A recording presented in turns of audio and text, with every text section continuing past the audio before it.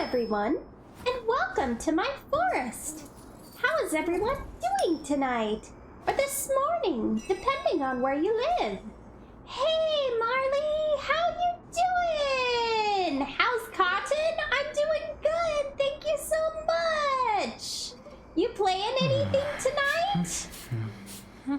Tonight, we are going to be playing some Honkai Star Rail and continuing the story.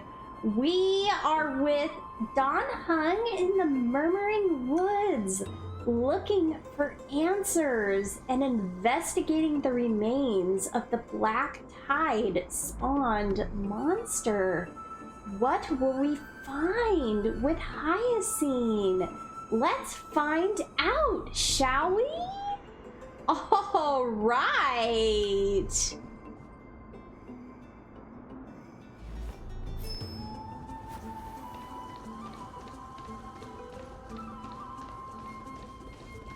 Here we go.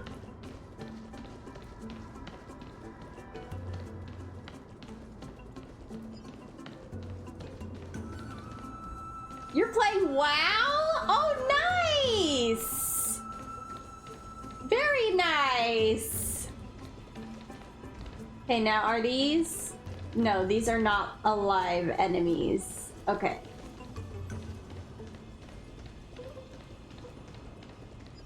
And we've been here before. We can investigate this. The sage's statue has been preserved to this day due to proper maintenance. The years have eroded its details, but the story behind cannot be wiped away. What's the Cotton been up to? I've been watching some anime, actually.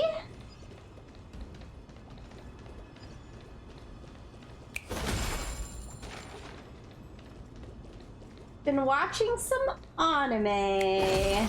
Yeah.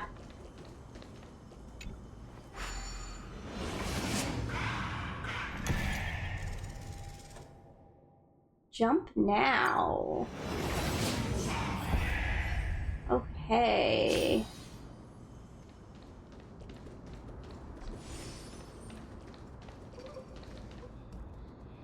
All right. Is this just a flower? It's just a bud on a branch. Okay.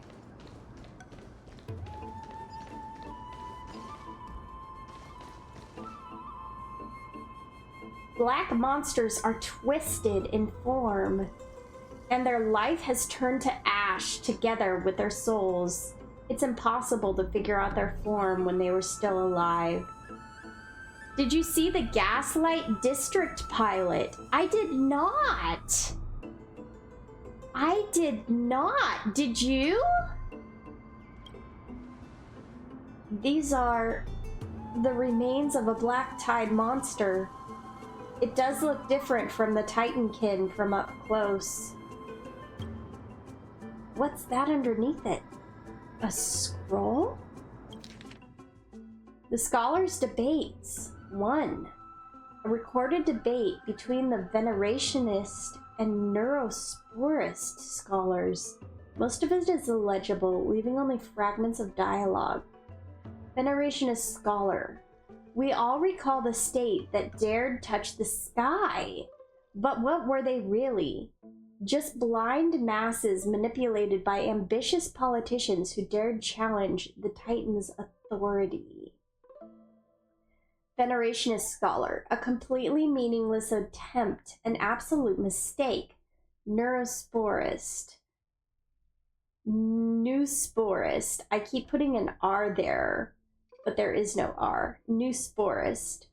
You Venerationists have bowed to the Titans for so long, you've forgotten a scholar's true purpose? I sent it to the Discord. Oh, thank you. Thank you. Newsporist. Making a mistake does not mean the act was meaningless. Wow, what a line. Making a mistake does not mean the act was meaningless. Wow.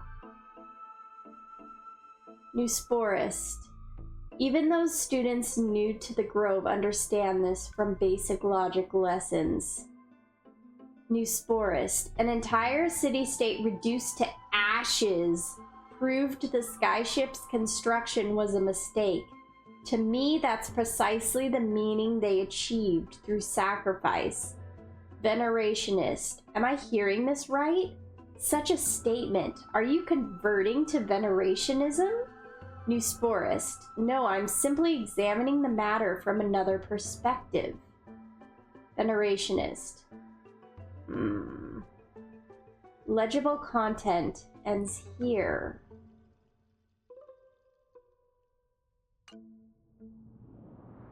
As I expected, the Grove doesn't forbid discussions about the sky. It's a debate between two scholars about the sky ships. Aglaya also made mentions of the ships when she interrogated us, a memory I'd rather forget. I'll hold on to this for now. With any luck, this journey won't leave us empty-handed. Huh.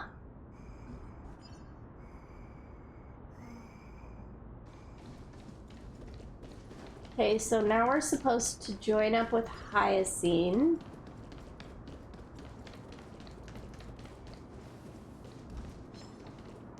Okay, these guys are alive. Is this guy alive? These guys are alive too.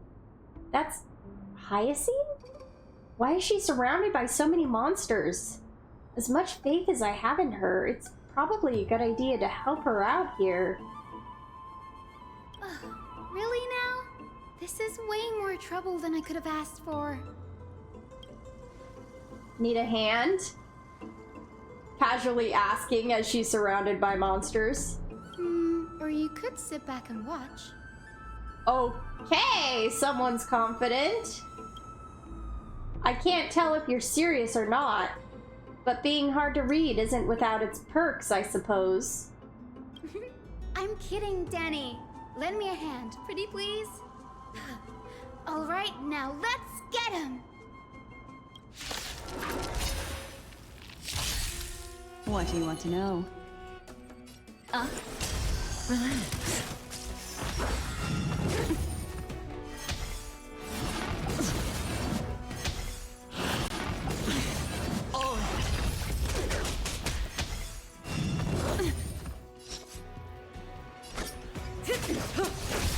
Another journey begins, destined for oblivion. I hit the mark. I weep for the departed. It too shall fall. Stand still. Okay, there we go. This place is practically in ruins. What happened? There shouldn't be this many monsters here. The Black Tide is remarkably quick to detect the light of Amphorius. So or rather, the blessings of the Sky Priest in me, might have unknowingly called them to me. Oh. Anyway, never mind that for now. Here, you might want to have a look at this. Oh? I found it around here and thought it might be of interest to you.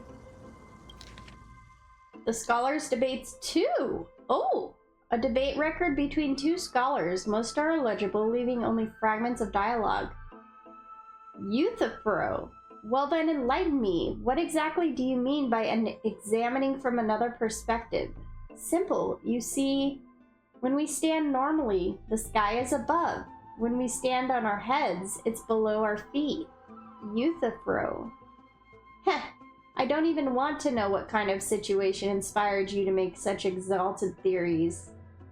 Euthyphro. By the way, I have a student who loves to write satirical comedies and once wrote about a fool who could not figure out a question no matter what.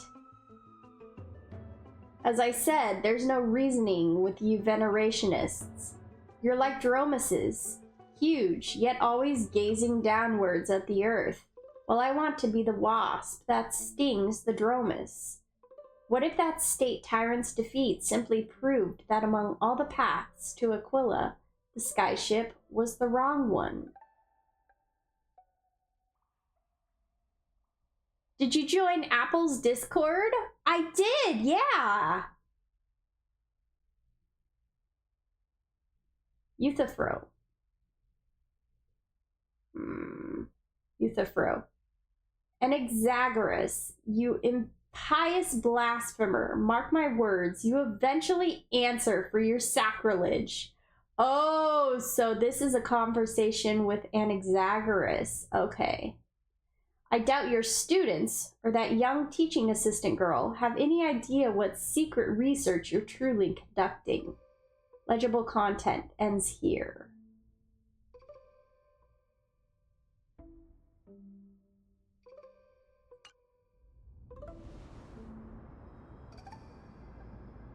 Anaxagoras. He's the scholar who fused himself with the core flame of reason. This is new.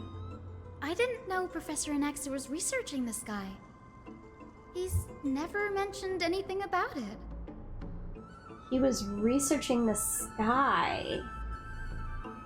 We know he was researching souls. How could his research of souls tied to his research of the sky?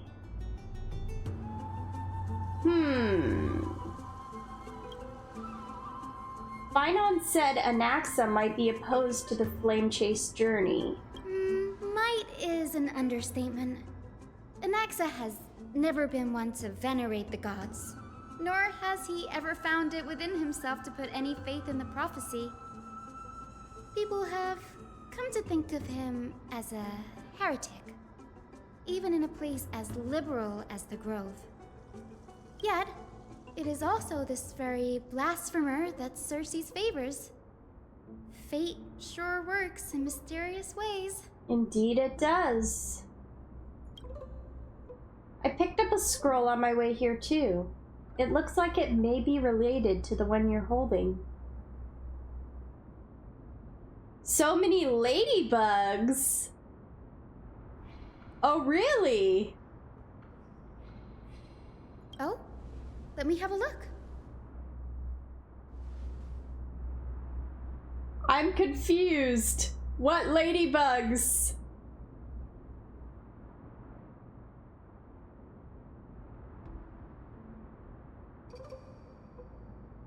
Are you finding ladybugs in WoW?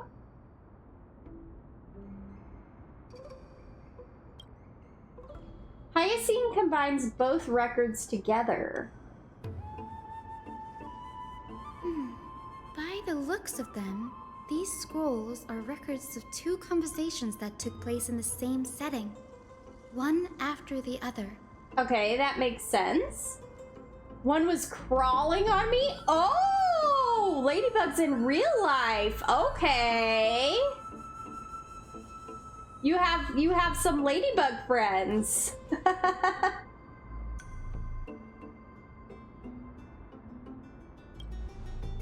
There's still much I don't know about the Grove. Do you mind if I ask you a few questions? Sure, go ahead. Who are the Venerationists? The Grove of Epiphany is home to 7 schools of thought. While all 7 schools are founded on the ideologies of Thalesis, the first scholar, each is unique in its own way. Among them, the Venerationists revere and worship the Titans the most. Okay, so all 7 schools are founded on the ideologies of a first scholar, and the Venerationists worship the Titans the most. As the sage of the Venerationists, Euthyphro has always been at loggerheads with Anaxa. Because Anaxa doesn't really believe in the flame chase journey. If we were to place the 7 sages on the scales of Talanton, Anaxa and Euthyphro would be placed on opposite sides to achieve balance. A very illustrative explanation. Thank you. Was it a mistake to build the skyships? Nearly everyone in Amphorius has heard the story of the skyships by now. Aquila's stature is loftier than the heavens, and their divine retribution is merciless. That's why it's no use building giant skyfaring ships. Oh, but I do wonder if a supercharged mini Treaty cannon could slip past their watch. Oh my. That was a joke, right? What is Anaxa's field of study? Newsporists primarily study the application of alchemy in soul repair. Alchemy in soul repair. Everyone considers Anaxa a blasphemer, but that has never stopped him from sharing his ideas, no matter how taboo. If you must say that he's hiding something, then it's likely what lies beneath his eye patch. I don't have any more questions. Anaxa often says that every failure brings us one step closer to the truth. Perhaps, to him, the crash of the skyship carries a different interpretation.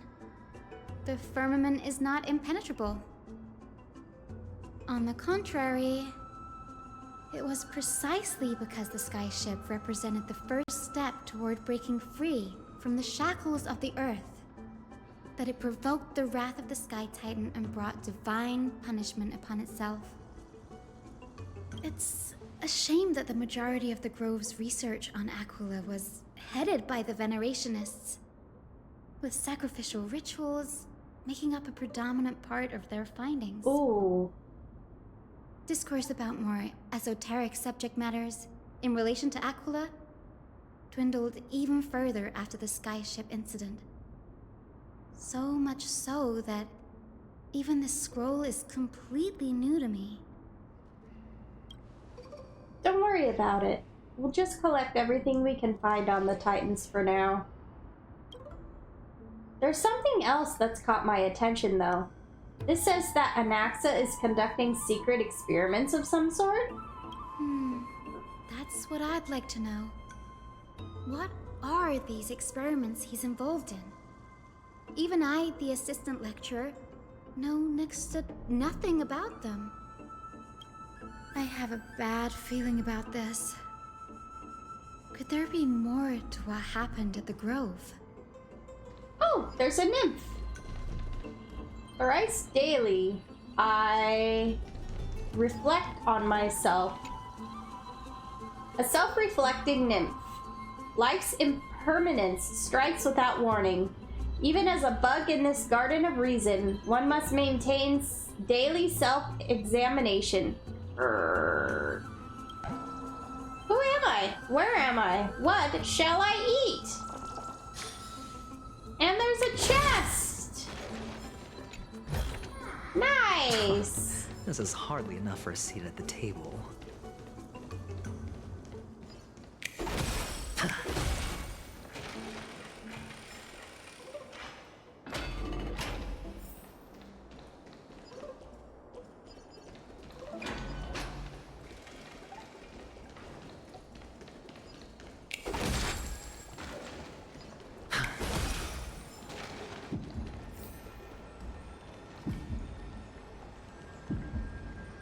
Okay.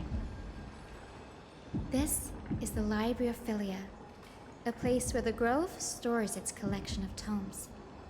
Other than books written by the 7 schools, you can also find philosophical texts, ballads, and religious writings from the Outlands here. Cities that desire to learn from the Grove were apparently expected to contribute knowledge of equal value to what they sought. Huh. We've had more than our fair share of hilarious episodes over the years.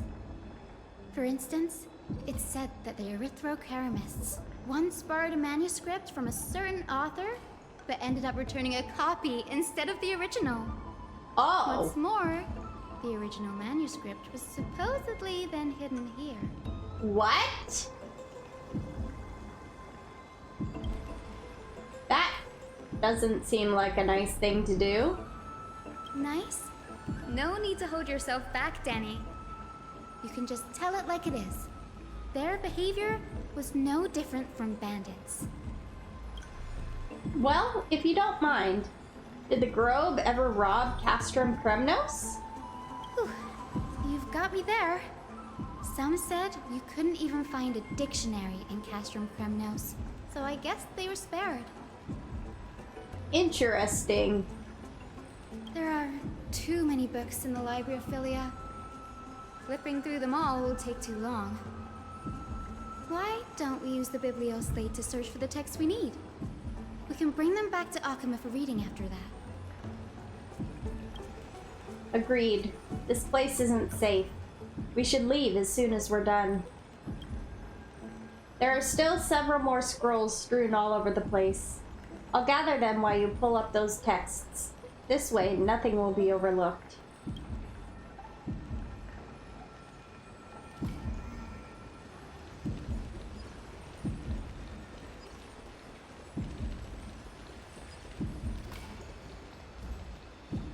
Can I interact with you guys? No. Okay. These are complaint letters from the scholars about Anaxagoras the blasphemer. There's a thick stack of letters. Based on the dust accumulated and the perfectly intact seals, the complainee did not even bother opening them and just chucked them aside into a corner. This is about Anaxa? I should read this. Hyacine, you should come have a look too. Ugh, it's so dusty in here. Whoa. Are these all complaints about him? Are we really that surprised, given his reputation? I can already see what they must have written. Anaxa has no respect for the gods. His very existence undermines order in our society. They're probably all things like that.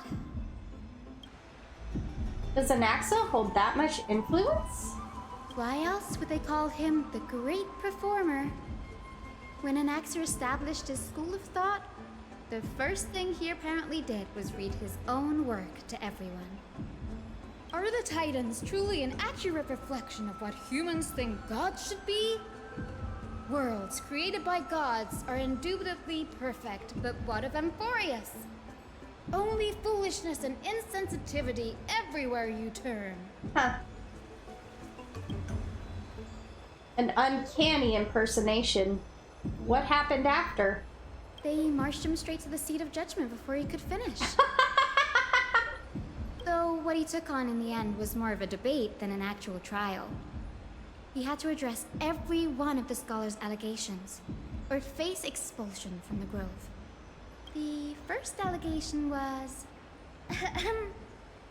Do you agree that since the Titans created the heavens and earth, so the mountains, rivers, and seas must likewise be their creations? Am I supposed to put myself in Anaxa's shoes and answer that? He probably said no. Based on the history of the Flame Chase journey, humans have the potential to take over the divinity of Titans. Anaxa said the same thing then. Needless to say, his critics didn't take kindly to his answer, so they followed up with a second allegation. You claim to be studying souls, yet you are, in fact, defiling them and committing acts condemned by the gods. Do you admit it? That's a serious allegation. Did he really do that? Anaxa always wears an eye patch, never removing it, even when alone. Some say he used one of his eyes as an alchemical ingredient. Every being in the world owes their safekeeping to Kifili, and this is even more so for the Chrysos heirs who have divine blood coursing through them. If he has really done something of that nature, then it'd indeed be sacrilegious. Thankfully, they had no way to prove it, so it amounted to nothing more than an allegation in the end. One by one, Anaxa engaged in wars of words against those who would challenge him. Toward the end, a scholar asked him, Anaxagoras, have you any respect for the gods? It was only after a brief silence that he answered, I have never denied that Titans are meant to be noble constructs.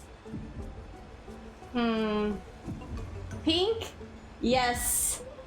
Her hair, she has the pink hair.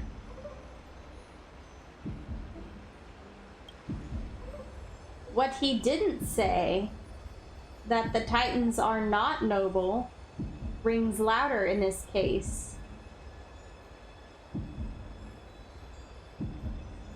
Yes.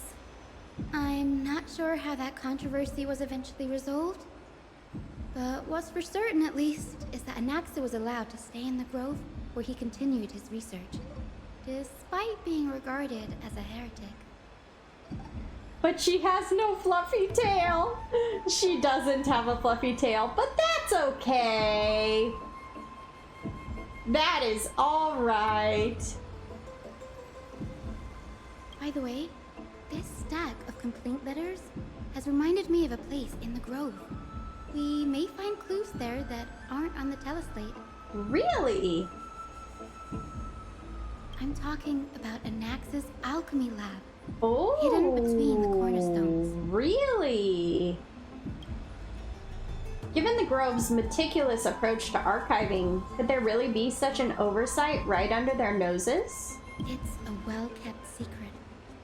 Among the 7 sages, excluding the nominal chief sage, each has a private sanctuary where they can conduct research undisturbed in their free time. Even the administrators of the Library of Philia are restricted from accessing those places and documenting the sage's research. But with the grove in this state, I'm sure Anaxa won't be mad even if we sneak into the lab for a short while. Right? I wouldn't be so sure about that. These trees, they're like a maze. A record of the many research topics a caprice-souled scholar had applied for, and the replies from their school's sage about these topics. Topic 1, a discovery that many mythical beasts renowned for their longevity actually reside in areas with poorly managed birth and death records for such creatures. Permission to research. Reply, lacks research significance, not approved.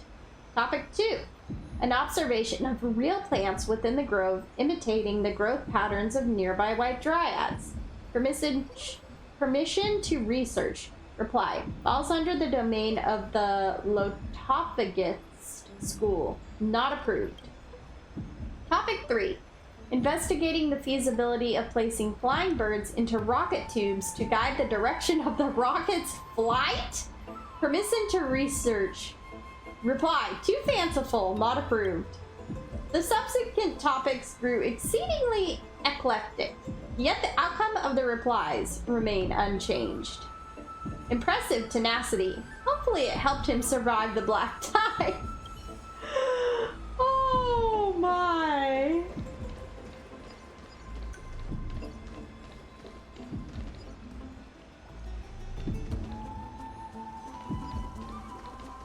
Okay.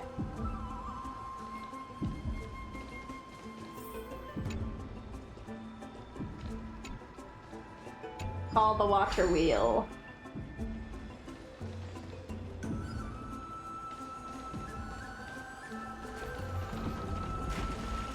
Ascend!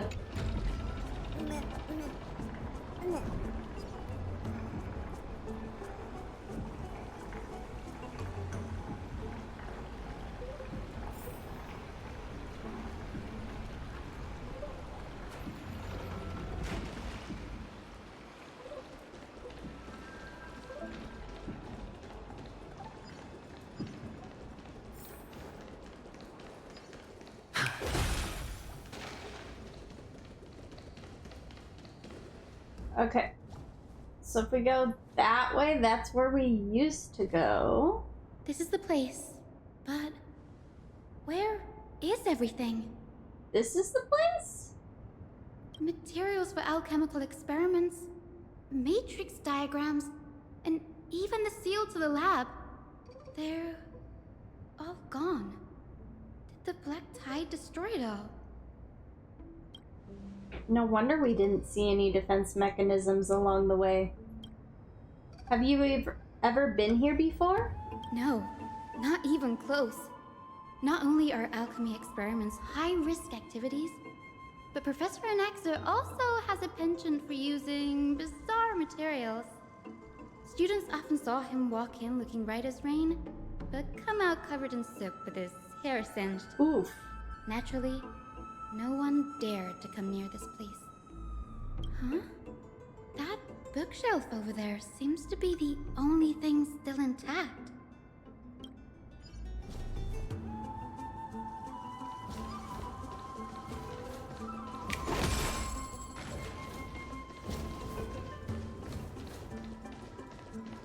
Alright, there's a single scroll left. These are the materials requested by Anaxagoras. Documents from various fields have been compiled in one place, including Titan Creations, the University of the Soul, Alchemy Doctrine, and so on. Most of the materials look to be within the research domain of the New Sporist school of thought. However, a document titled A Study on the Chrysos Heir's Background is mixed within. A hastily written journal, 1. These appear to be quick notes, examining the background of Chrysos heirs, the Holy Maiden of Yanisophilis, Tributrian and Trinan, descendants of the Holy Maiden from the Temple of the Three Fates, Golden Reaver Agalaya of Akama from the Nestia priestly family, the Prince of Castrum Kremnost, Hyacine of the Twilight Courtyard. All of their ancestry have varying degrees of connection to the divine titans or their divine authorities. Does the golden blood come from the heritage of priest families or royal bloodlines? Anaxagoras, I myself show no such connection. Kefli the creator, what criteria did they use to create the golden blood, to shape the Chrysos heirs? Yet Castris, the servant of death from Idonia, her lineage is neither Titan priest nor demigod, but she has walked the earth for at least a millennium with the power to grant death to humans. Where did this power come from? Another text speaks of the dragon legend of Styxia. The alchemical extraction of soul ripped from dragon corpses is intriguing. Dragons appear to be the Titan's creations. Perhaps there's a way to reverse the process, using alchemy to refuse human souls with Titan creations, increasing the purity and divinity of golden blood toward the absolute? This theory must be tested, experiments to be arranged. Wait, what is he saying? The soul ripped from dragon corpses. Using alchemy to refuse human souls with Titan creations. So he's talking about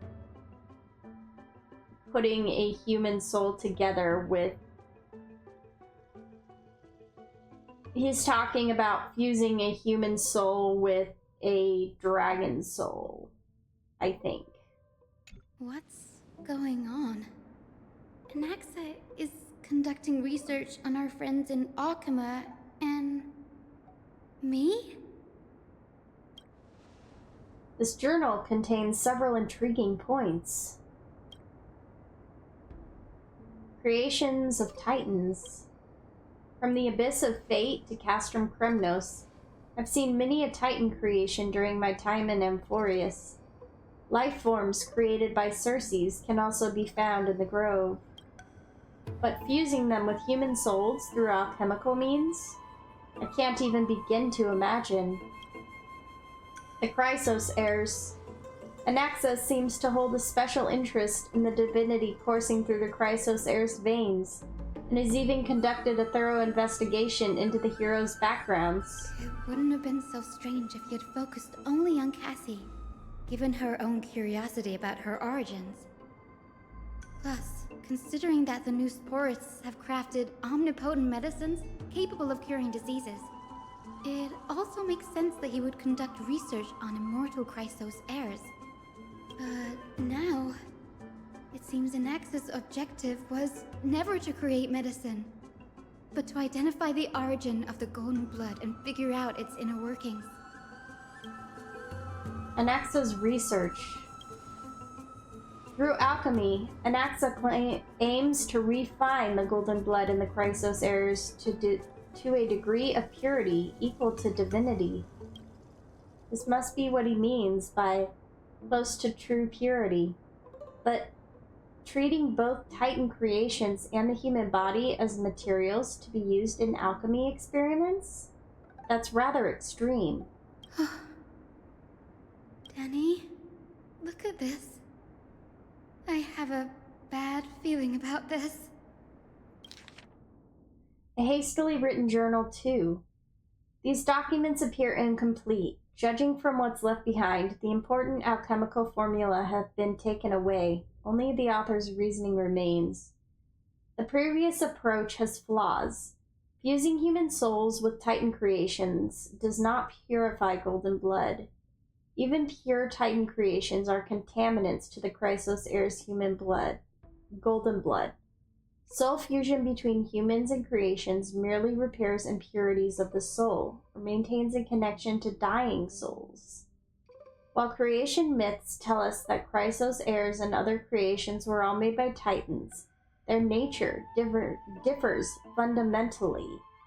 The Titans' creations are no intermediate products of an alchemical process, and the Chrysos heirs are closer to the Titans than the creations. In other words, I should not have considered Titan creations equal to Chrysos heirs. The hypothesis I should focus on is one pointed towards the Titans themselves. Such a rare chance to study Titans demands a meticulous selection of research subjects. Living Titans prove impossible to restrain, and dead Titans offer no insights worth pursuing. But dying Titans, they are the perfect research subjects. Only by understanding the fundamentals of creation can we ensure perfection at a moment of everything's birth. Through my own hands, I will melt a Titan and reach the true essence of the soul. What?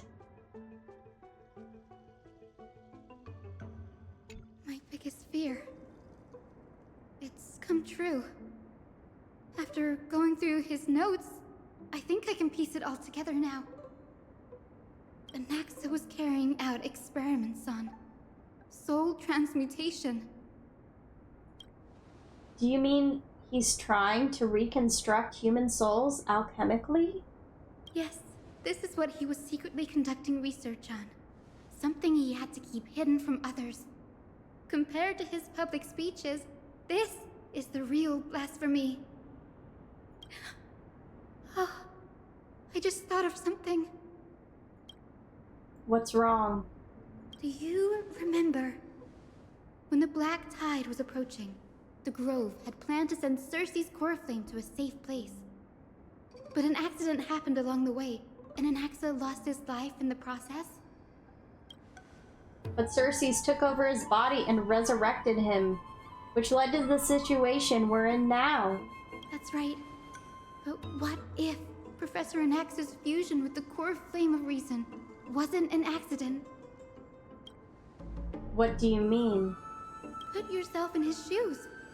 Knowing that the Black Tide was closing in and your time was running out, what would you have done? I'd put my theories to the test, no matter the cost. Exactly. When the Black Tide came, the true reason Anaxa headed to the Luminary Throne was to transmute and fuse himself with the Titan's core flame. Did he succeed? No. Judging from how he reacted after the event, the results came as a surprise. Maybe he failed to consider the possibility that Cersei's would make a similar decision. The manuscripts detailing all the alchemical formulae have been taken away. His research is still ongoing. Could he have taken them for other purposes? Like what? There's only one Titan left in the world now. No. No way. To conceive an entity of perfection, one must first understand the principles of creation. If Anaxa is in Akama now, then that means... He's after Kefali.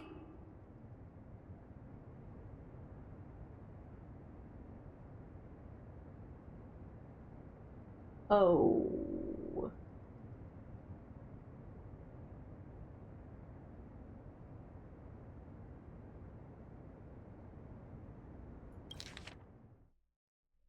To conceive an entity of perfection, one must first understand the principles of creation.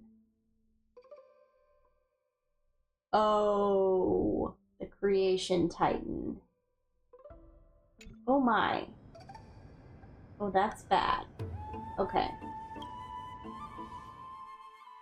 Sir, this sky above us, it's not real, is it? Of course not.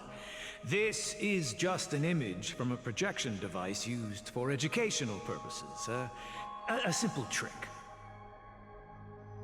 The day-night cycle has been lost to this world. So that students like you may still learn about the night sky, astronomers have harnessed the Titan's miraculous power to manipulate the light, projecting the nights of the past here for you. Much like how the sky above the Holy City is also illuminated by Kefali's dawn device. So, the skies of Akama are fake too. You mustn't conclude that, Anaxa. You should know that only a child would expose a trick and be proud of it. Often people know more than they let on. They simply choose to feign ignorance because they have no other choice. Then they're just deluding themselves. People believe in Kefali's tale of Genesis, accepting wholesale whatever the priests preach. But we're different. We've already walked out of the firelit cave of ignorance. We have already realized that we live in a world where Titans make the rules. Even when we look at the sky, we're only seeing what they allow us to see. Rather than gazing at this mockery of a night sky fabricated by them for the rest of my life, why shouldn't I be the one to take control of the projection device instead?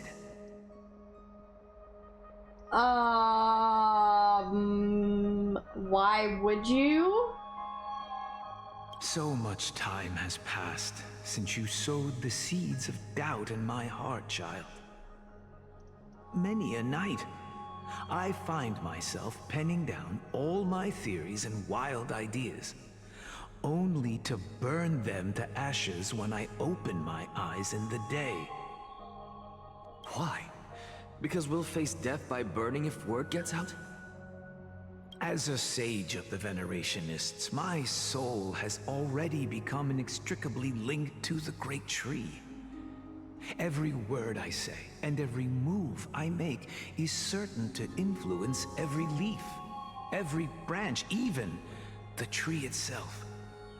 But above all else, my days are numbered. Instinctively, I have my doubts about the golden blood and the human soul, yet I have no means of verifying them. The golden blood in my veins is woefully thin, and I am loath to waste what little time I have left obsessing over a hypothesis that cannot even be proven in the first place. But I can, sir. I can do it for us. The time is right. Give me all that I need, and I shall accomplish this grand feat on your behalf. You're right. I shall do just that. In the next meeting of the sages, I will spare no efforts fighting for the rights you deserve. Wow. Go. Establish your own school of thought. Find out what we are. Become the one who conquers the ultimate truths of the world. Child of humanity. You didn't go to such lengths for an audience with Kefali. Just ask him a few questions, did you? So, you figured it out. That's pretty. Emphorius is such a gorgeous place. If I were as foolish as a Dromus, perhaps I'd throw myself down and prostrate before their greatness, begging for the gods' prophetic wisdom. Well, sorry to disappoint, but I'm no Dromus. Alas, I am a human, standing tall on 2 feet, possessing both intellect and pride. Before such power, does it make any difference whether you're a human or a Dromus? I'm sure you're familiar with the story of the Styxians. When the raging waves threatened to swallow them, they didn't just give up and become sitting ducks. No. They constructed a dam that kept the roaring tide at bay, chaining down the mad Fagusa. They call me a blasphemer, Circes. But that doesn't mean I deny the existence of gods. It's just, as I see it, Titans are simply a force that mankind has yet to find a way to tame. Oh? If power that rivals the Titans is what you crave, why not conform to the prophecy and brave the trial? Why stop at harnessing the power of the Titans when I can do so much more? So much more? The source of life is what I wish to grasp, to understand what makes up the soul, and to learn what we really are. Thanks to you, I've had the chance to personally verify, in more ways than one, that the soul indeed ceases to exist in death. But where there is death, there is life. And where there is an end, there must also be a beginning. How then is a soul born? That was the only unknown variable left in my calculations. And by the sound of it, you have already formed a conjecture. No, I have already drawn a conclusion. In my journey unto death just now, I finally saw the answer with my own eyes. Professor Anaxa. I'm here. Her life hangs by a thread. I must ask you to refrain from taking any unnecessary steps. How did Castris know where he was? Of course. I'll bring this to a conclusive end and give you the answer you so desire. However, in accordance with the principle of equivalent exchange, I must also demand from you what I need.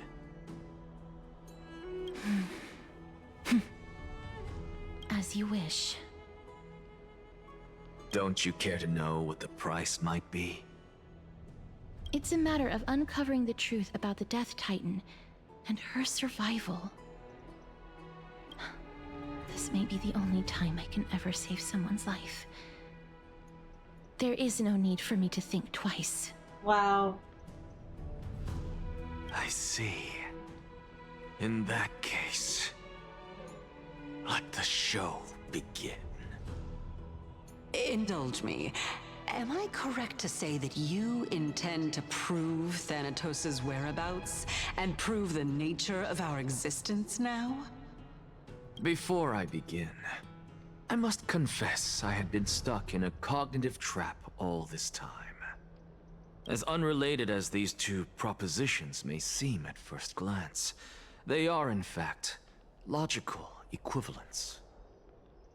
They are merely two different ways of telling us about what the soul is at its core. Okay.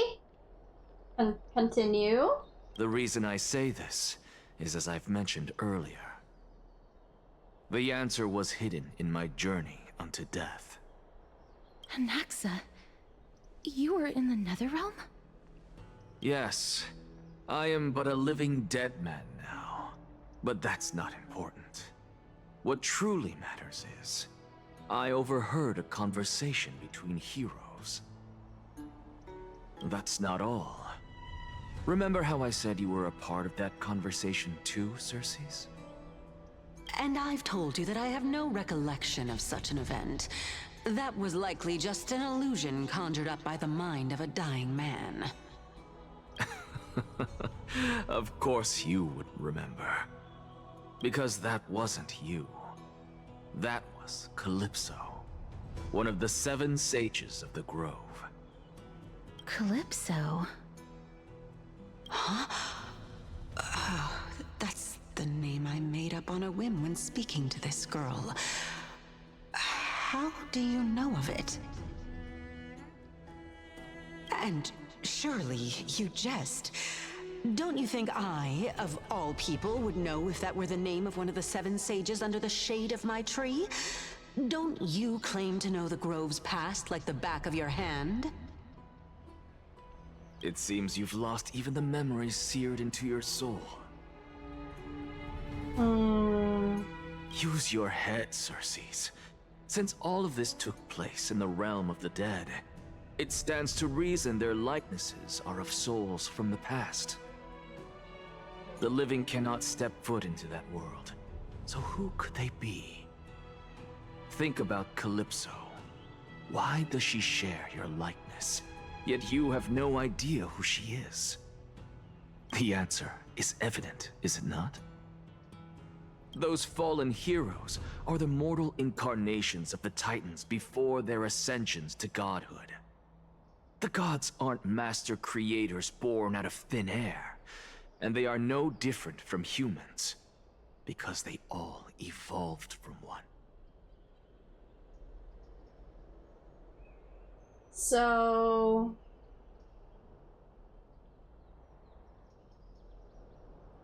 those fallen heroes are the mortal incarnations of the Titans before their ascensions to godhood. So the gods are born from heroes that have fallen.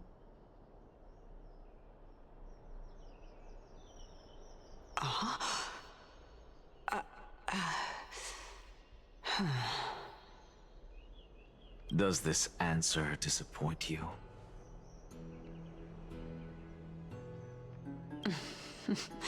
Yes, because you've answered nothing. If I truly was once human, as you claim, then where do the children of humanity come from? Even on the off chance that you speak the truth, this brings us no closer to grasping Thanatos' whereabouts. How are we to find them? I knew you would say that. But it matters not. I know what I'm doing. Actually, why don't we have this supreme being standing before us tell us everything? You can revive a Titan? Humans cannot return from the dead. Neither can gods. But all we need to do is look at this from a different perspective, and the problem will resolve itself. The solution is simple. Just like what you did to me. If I'm reborn as Kefali, I can rebuild the world and all within it as they once did. Simple, is it not?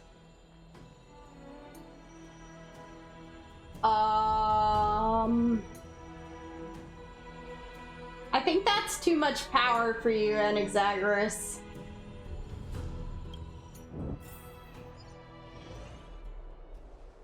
In the meantime... I have news from Hyacinth and Dan Heng. Anaxa might be trying to do something with Kefali's divine body. Kefali? But what could Anaxa want? Is the Council of Elders going to sit around and let such a sacrilegious act unfold? That is not possible. He is indeed the great performer, capable of fooling anyone and everyone with his tricks. I'm sorry. No need for guilt, for this is good news to us. The Council of Elders has found themselves a traitorous ally. Anaxa's ambitious desires will be something we can exploit. What we should be doing now is to keep our eyes peeled for whichever trickery Kynes is up to, and react accordingly to thwart her plans. Being Akima's political center, the Demigod Council holds just as much significance as the Vortex of Genesis. Someday, after my duty is over, this site will take the place of the battlefield where you hunt gods. Become the next challenge you ought to overcome. Till then, it's best to get used to this place as soon as possible. Come, find us anytime you need something.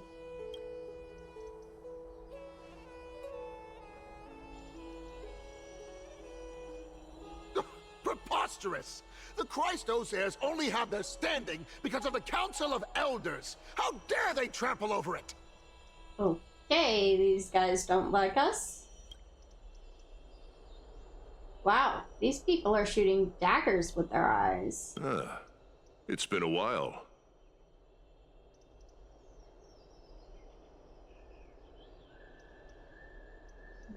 But we've never met. That's fine. I recognize you. The young lord has nothing but good words about your courage. It has indeed been some time, Lord Krateros. What brings you here in such haste? Shh. Keep it down. Be more vigilant. See those duplicitous dogs over there? They do the dirty work for Kynes. I've already ordered my people to hold them back, but we should still lay low. Unless you're itching for a bloody fight to get a workout in. My bad. So, did something happen? Did you hear thunderclaps last night? Thunderclaps? Oh my word, hooray, it's Acheron. Someone's coming to save us. No, I'm a heavy sleeper. Thunderclaps are beacon signals of strife. They are a message from the young lord. He threw a spear bearing several words at Akama. Oh, okay. Watch out. The Flame Reaver is back. How? I guessed as much.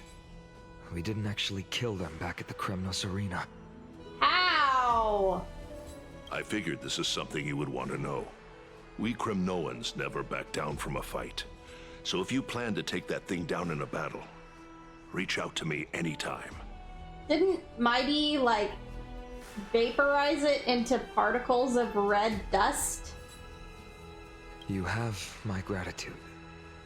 I will let Aglaya know about this right away.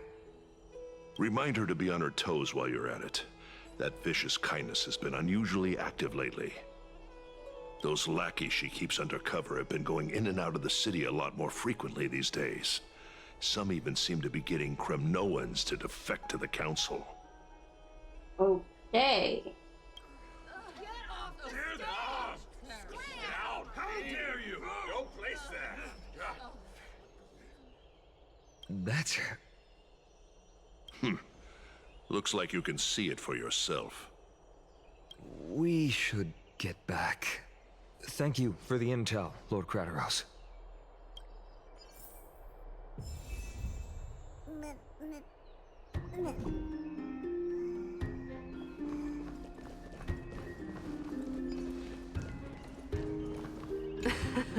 Someone trampled right over the Master's flower bed, yet the Master only fumes in silence. Oopsie. There goes the reputation of the Council of Elders. Whose side am I on? Why, I'm all for the Council of Elders to reclaim their authority, of course! They're here. The Christos heirs are here. Oh, I should have gone back home to fetch a sacrificial vessel, some floral crowns, and frankincense to burn and offer. Oh, Titans! Please! Forgive these arrogant and self-conceited heroes! By carefully into Lenten above, as the Theoros I have observed. Virtuous citizens of Akama, fine Navides, Elysiae, and the Outlander are heading toward us.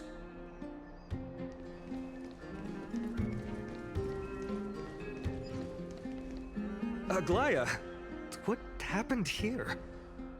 What did happen here? I know about the poisonous fangs of that king snake through the golden threads. In the past, I would be confident about keeping her in check, but I admit I am now unable to do so. What do you mean? It is no longer about eloquence or arguments. I have been a demigod for far too long that I hardly have any humanity left. Before I realized it, I have become no different from these hypocrites, no longer capable of relating to the people. This has come a lot sooner than I expected. But perhaps it is time. I need you to step up, Finan, in order for me to retreat behind the scenes. Yes, this is my duty, but... It is far easier for the Council of Elders to fool many than just fool one person. Their so-called more support is no more than a ruse to distribute power using words instead of lances. There is no glory in winning this debate, but that makes having respect for humans so much more priceless. Finan, you are a Chrysos heir without flaw. Whoa. Capable of relating deeply with humans. Nobody is without flaw. I appreciate what you've taught me, Aglaya. I hope we'll live up to your expectations and win this debate.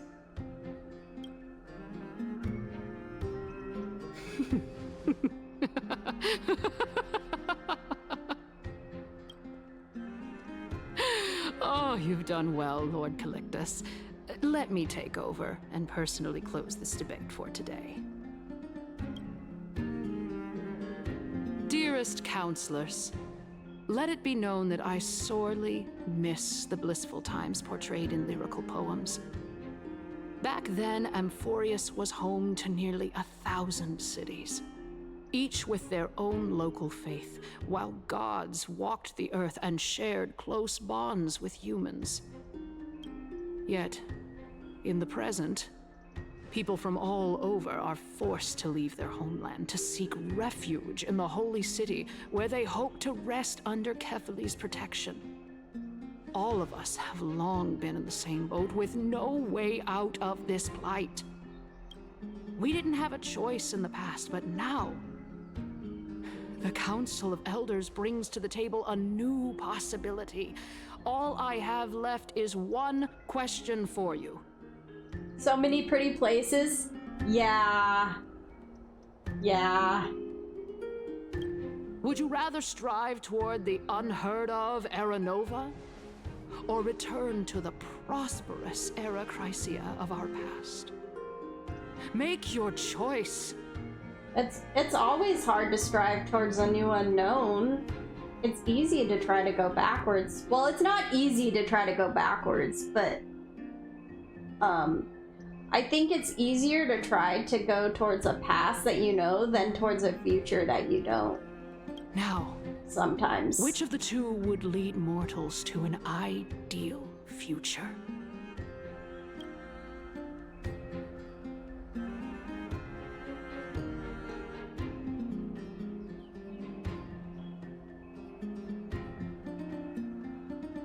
It's not possible to bring Era Chrysia back, so no hesitation, I stand by Era Nova.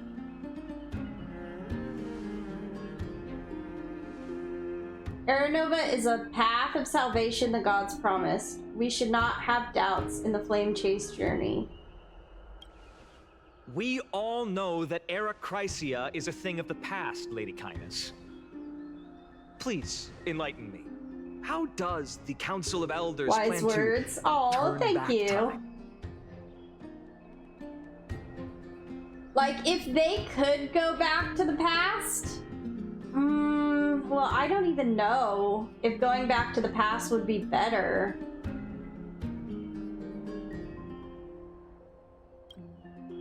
Let the three titans of calamity be born, and Erachrysia is nevermore. But bring demise to those titans, and Erachrysia will descend upon us again. I don't think it's that simple, though. Just bringing demise to the three titans of calamity, because you need the other titans to be born for Erachrysia to descend upon you, right? I think you need the other titans there to balance it out.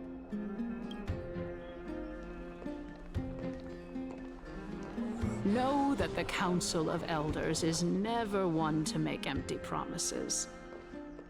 Look at who we have on our side.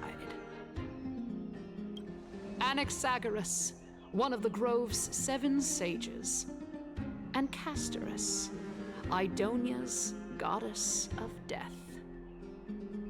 With the help of these 2 heroes, I can promise all of you that Erachrysia will exist once more.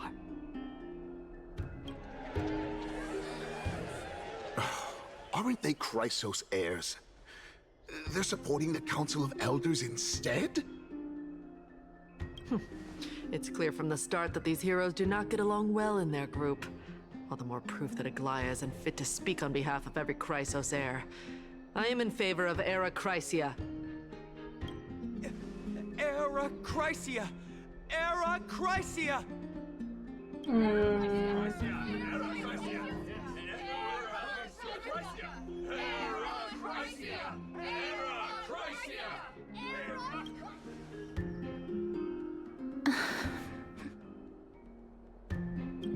Castorus? Why are you standing over there? You finally arrived, Naxa. So have you, Kaz. Don't worry, Aglaya. Well, I know that you have many queries. Could you continue to converse like how the citizens normally do?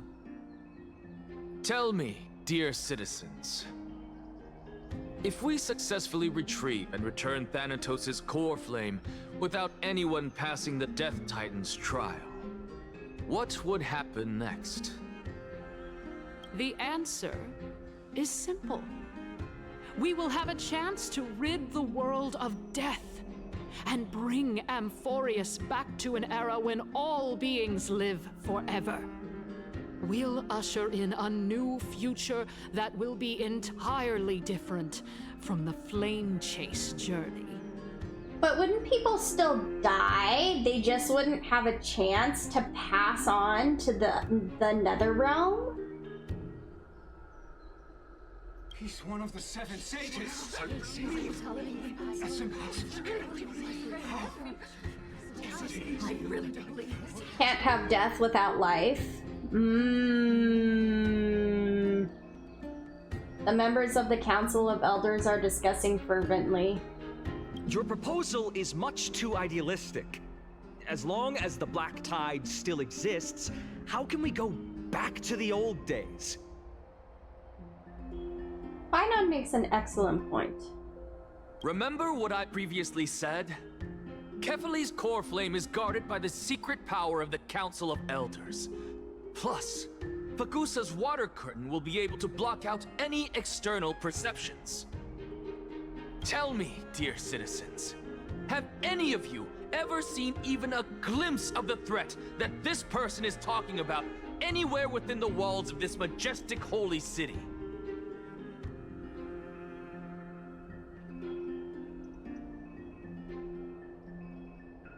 Isn't this just survivorship bias? If we eliminate death, then there's no need for us to fear that Flame Reaver, right?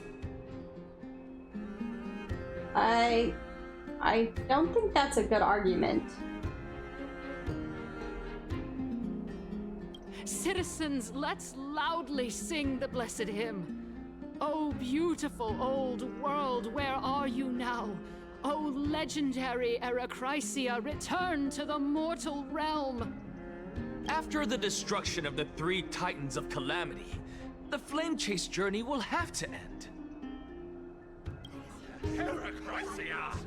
Yes! The members of the Council of Elders are cheering in excitement. This is bad. The masses are now totally riled up. Anaxa, pray tell. Everything that you've mentioned hinges on the premise that we can find Thanatos' existence, right?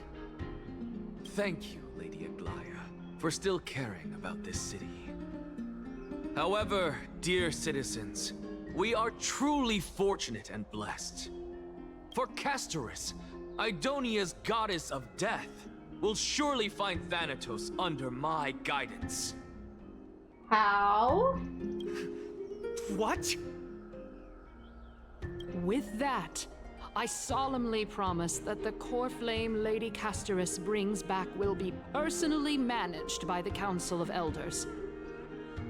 Thereafter, if we are able to garner the support of all of you at the Citizens' Assembly, we shall spare no effort in ensuring that the Erechrysia will return to our world once again. The members of the Council of Elders are cheering in excitement. With the balance shattered, the result is clear. By carefully into Lenten above, as the Theoros I have observed, Akama has chosen her destiny. The issue up for discussion at this Citizens' Assembly shall be modified to the suspension of the flame chase journey. This resolution shall be put up on the Wall of Heroes, such that all citizens are aware of the city's way forward. Oh boy, this is really bad. The members of the Council of Elders are cheering in excitement. Aglaya, dear Aglaya. What has caused your heart to soften? You also don't seem to be as quick-witted as before. Wag your tongue as much as you like. Since the flame chase journey has been preordained by the prophecy, our failure has never been on the cards. Well then, I guess we'll find out if that's true at the Citizens' Assembly. Lygus announces the conclusion of the debate, and the attendees part ways. Castorus, what's going on? Well, this is not ideal.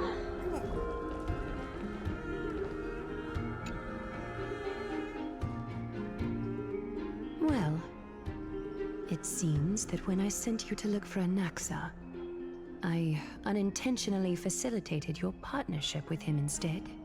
Oh, Aglaya sent her to look for Anaxa. That's why Castorus went to find him. My apologies, everyone. I know that you have many questions to ask me. I will answer them to the best of my knowledge. In that case, please tell us as much as you can.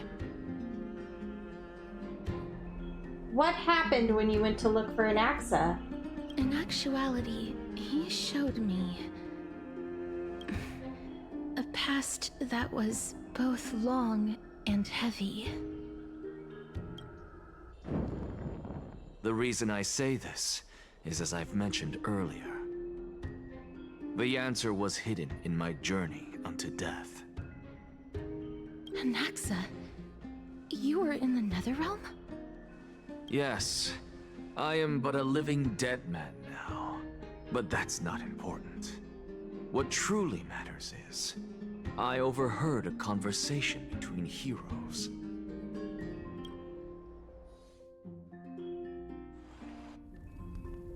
Have you heard of this tale before? A tale about the ocean god's treasured pearl, our hometown. It was a seaside town which enjoyed the ocean breeze and glorious, peaceful times. thanks to the wisdom of its ruling queen. Until one day, an evil dragon descended upon the town. Its wings were large enough to blot out the sun, while its claws were sharp enough to rip the waves apart. It barged into the tall tower and devoured the queen's beloved daughter. It even settled itself in her bedroom, like a tyrant king. The queen assembled 300 warriors who managed to subdue the evil dragon by chaining it up. However, when the queen slit open the dragon's belly, she realized that the princess had long since been digested, and all that was left of her was a pile of bones. Devastated, the queen wept for several days. It was then that a devious, smooth-talking scholar arrived at the palace and suggested that the princess could be revived through the use of dragon bone and dragon blood. That liar called this process the secret art of alchemy. The princess was reborn! The queen was overjoyed, blissfully unaware that the evil dragon's soul still lurked within the princess's body. As revenge, the evil dragon swallowed the poor queen, the glib liar, the courageous warriors, and all of the town's innocent civilians in a single gulp. Wow. Worse still, the souls of the deceased refused entry to the Netherrealm because they were filled with regret. Forced to roam the mortal realm, these resentful souls ultimately converged into a river of souls that would not retreat for a long time. Wow, that's how the River of Souls became about. The terrifying death had consumed all. Thereafter, our hometown fell into ruin as well. Until...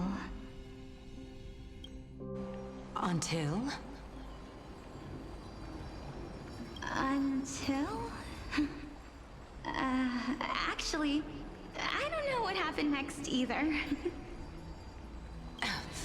Oh my. It seems that you still like to whet people's appetites even after all this time, Pelixia. So, according to your story, this is how I used to look? It's practically a mirror image. And yet, what exactly is this? A miracle that I created with alchemy. As for what it is and how I was able to accomplish it, I'll keep the answers to myself for now. Oh, my goodness. Is this cliffhanger really necessary? Quiet, Titan. Continue to enjoy this splendid play, and the truth will naturally reveal itself. Dragon, huh? I've heard this legend before. In that case, what do you think of it? I think that this so-called alchemy was a tenuous analogy added to the story by future generations. After all, you've never heard of a tradition of alchemy in your hometown before, have you? Oh, interesting. Indeed. Before I left home to pursue my education, I never even knew that anybody was looking into this area of study. Therefore, we can just treat this tale as a fable told to young children. A fable, you say? If so, what moral is it trying to impart to the kids? I guess it might be the concept of equivalent exchange? Oh? I thought the moral might be closer to something like honor the dead. Huh. What? At a loss for words? No. I merely realized that we're both thinking of the same principle. If life is priceless, then there is hardly anything else in this world that is of equal weight to it, right? Indeed. As expected of the wisest scholar in the land. You flatter me. Why don't I ask you a question as well, as a form of equivalent exchange? Of course. What is your question? If I imparted my knowledge of the art of alchemy to you, would you use it to resurrect someone you loved? Oh, that's quite the question. What? What kind of strange question is this? I got it.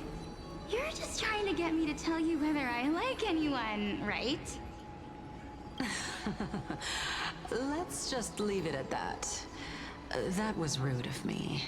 Yeah!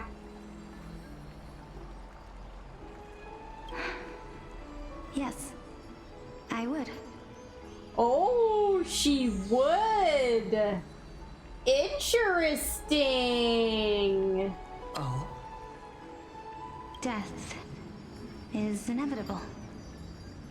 In the days to come, I'm certain that someone whom I cherish deeply will leave me for good. If such a mighty power really existed, I think I would use it without hesitation. After all, you, me, and the rest will all have to face that fateful moment eventually.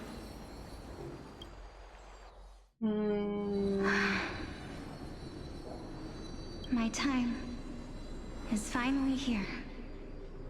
However, perhaps because of my firm belief in the immeasurable value of life, I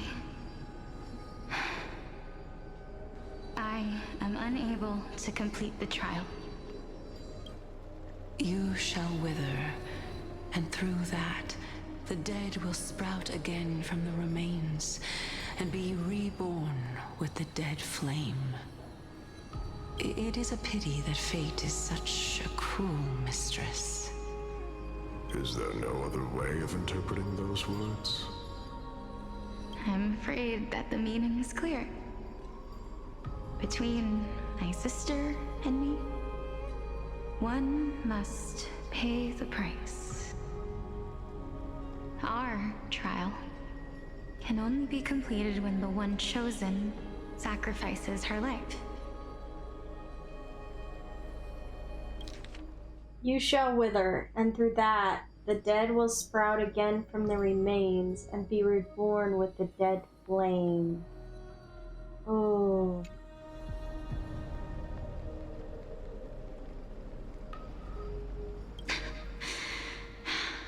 I'm afraid that the prophecy might even have selected a pair of twins for this exact purpose. Fortune makes fools of us all. Oh, are they the last ones? It's all lit up. My sister is prepared to sacrifice herself. And yet, I can't do the same. How absurd. My time is almost up, but I'm still afraid to welcome death. Doesn't sound good. What should we do? If I'm ultimately not able to make up my mind... It's definitely not an easy choice to make. I mean, being prepared to sacrifice yourself, that's not just like something simple. Since Chaos is willing to guide all of us and leave this trial to the end, there is still plenty of time for you to ponder. That's right. Don't allow the fog of an uncertain future to cloud your mind. Trial, prophecy, the topics that they're discussing seem familiar. But these three people must not have left their names in the epics. Otherwise, I would have some recollection of this. Amphorius's history before the Titans were born was complete chaos. Is that not strange by itself? I have long held 3 hypotheses about this. However, let's continue watching for now.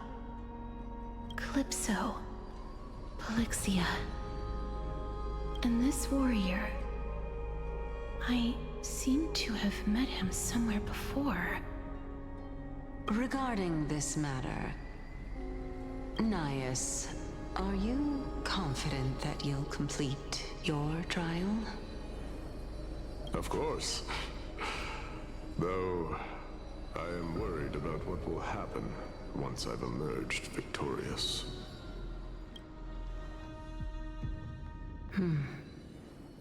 Looks like you have made up your mind. Yes, this is the safest course of action. Completely separating courage, honor, tenacity, sacrifice, and reason. You really know how to make things difficult. Please, young lady, witness my fall and demise. Lady Calypso, you shall host the soul-rending ceremony. I do not understand. Why would you dare to sacrifice yourself for a future that you won't get to witness? Because this is our destiny. The power that resides within me is so intense that I will one day be engulfed by it. Furthermore, a valorous death before glorious return has always been the path I chose to walk. A journey I began long ago. If your sister or Kaos were in my position, I believe they would make the same choice as well.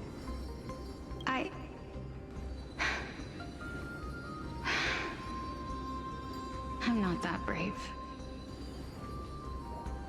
I don't know how I'm supposed to face such a serious affair.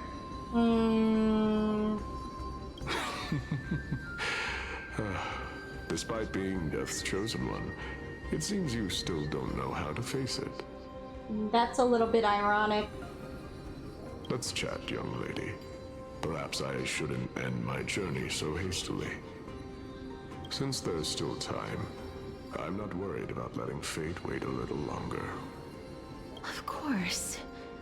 This warrior is Lord Nias. As the embodiment of Nikador's divinity, he entrusted his life to us and allowed humankind to end his madness. That means that what I'm currently seeing before my eyes is, in fact... Looks like one hypothesis of mine has already been proven true. These heroes are the true forms of the Titans, before they attained their divinity. If so, the chosen one of death that he speaks of is actually... Polixia? Is the previous form of Thanatos? But her appearance... If this is true, as long as we can find out where she went, we'll naturally be able to figure out the location of the Death Titan.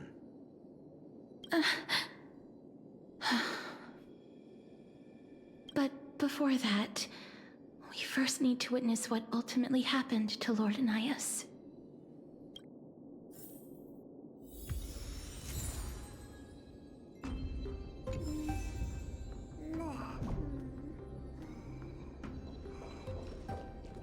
Nikador's courage is a testament that they have never once retreated from a battle. I've heard that these words are still engraved in Castrum Kremnos even today.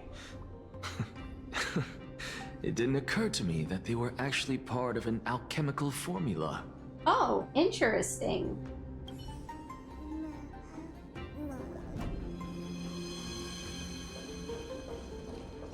Lord Nias's honor is sealed here. incredible. The honor in this child's soul is so light.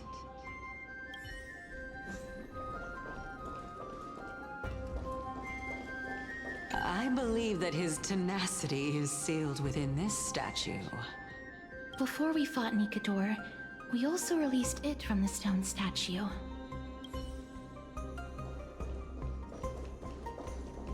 Sealed within this statue is undoubtedly his sacrifice.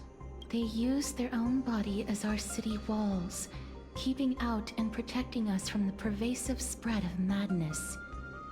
They are acutely aware that if the end times were to arrive, there would be nothing left in this world to conquer.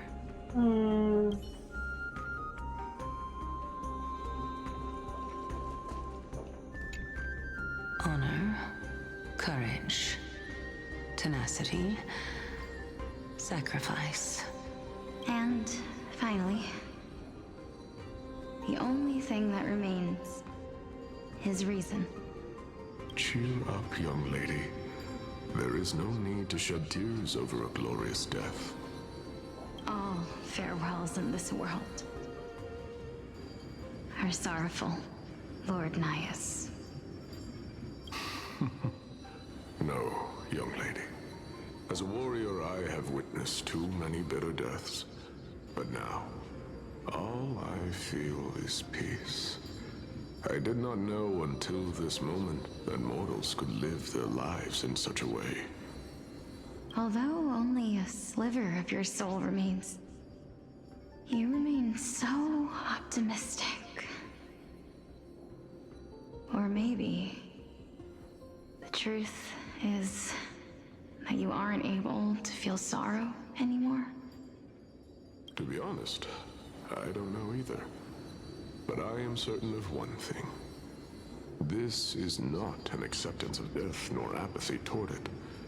It's not even a feeling of despair. I am just enjoying what remains of my life to the fullest. Oh. Enjoying? Indeed.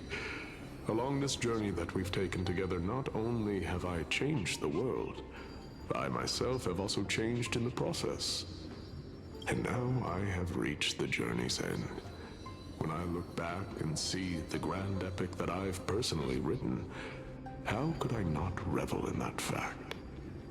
But when you depart the mortal realm, won't all of your accomplishments be reduced to nothing? No. Separation and death are two sides of the same coin. Reconciling this doesn't come easily for a mortal. Finally, let me recount to you a story of mine, young lady. The first time I returned from the battlefield, I felt extremely hollow. The calamity had devoured everybody on the battlefield but me. When I returned to the city alone, the citizens held a banquet for me that was far from pleasant. I felt as though I was still on the battlefield, and the person who had returned was nothing but an empty shell. It was late into the night by the time the banquet ended. My head still reeling, I returned alone to the barracks. On the way back, I encountered someone. It was a crazed scholar looking at the night sky and muttering to himself by the side of the road. Although I tripped over him and fell, I wasn't angry in the slightest. And maybe because I saw myself in him, I inexplicably asked him a question. Do you think that it'd be better if we just died on the roadside like a couple of stray dogs? To my surprise, he shrugged his shoulders and sighed. To someone who is currently experiencing death, dying and living afford the same amount of bliss. Now please go away and don't block my starlight. Are you trying to say that there is no difference between living and dying? For they are both journeys that lead toward death?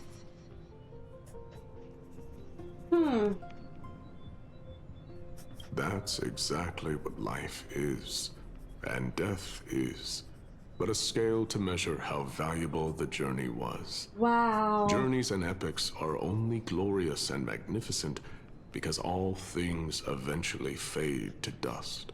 Wow. Therefore, young lady, don't detest your fate. Instead, willingly and respectfully embrace it. The embodiment of strife telling me about the majesty of the world. Indeed. I believe that when the fated moment eventually arrives, you will be able to understand my words. It is time for me to knock on death's door. I will set up a long table at the end of the road and humbly await your arrival. When that moment finally comes, let us drink and be merry then.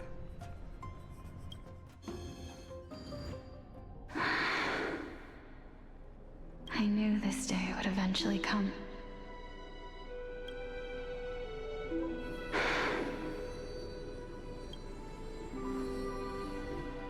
Are the both of you ready?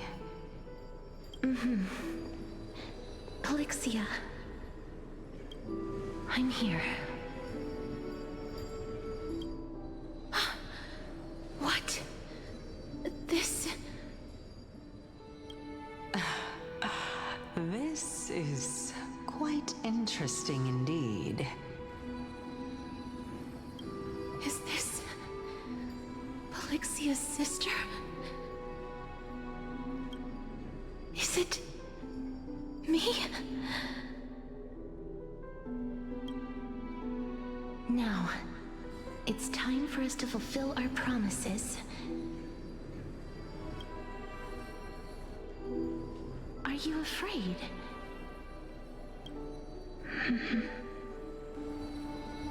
What are you afraid of? That I won't be able to do it.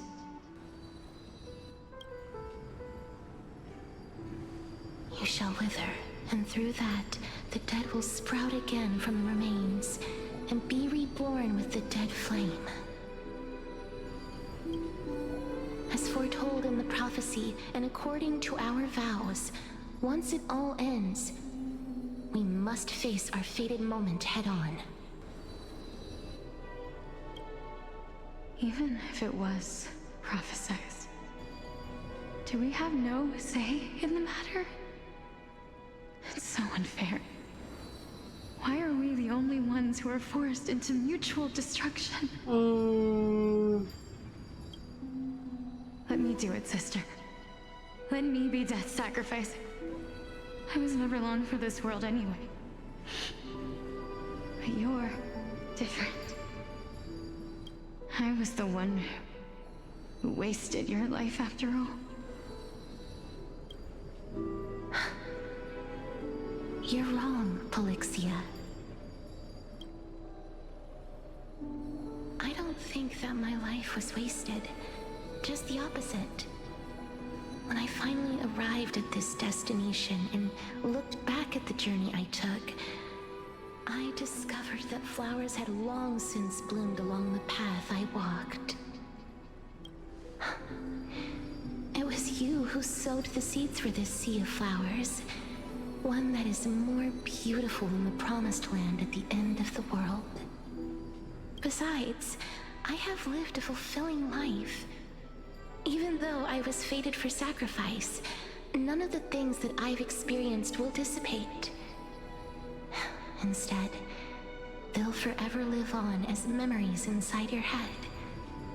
Will they not? How could my memories of you ever compare to the actual you?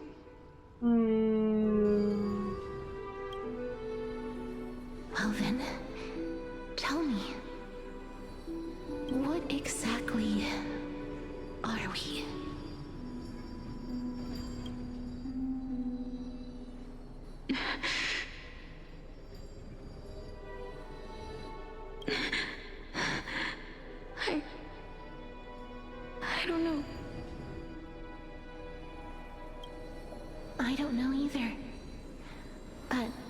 regardless of what the answer is, regardless of how we're shaped by others, or even by this world. I'm off to bed. Good night. Good night, Marley. I hope you have a great night. Thank you so much for coming to the stream. Night, night.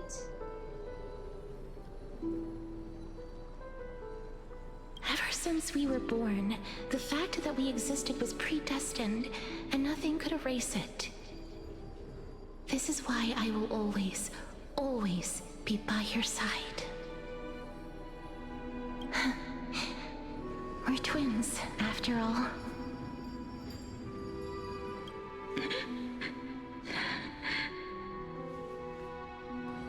All right, my dear Polixia. It's time to extract my heart and light the flame of death. After that, use it to plant the first bud in the prophesied new world.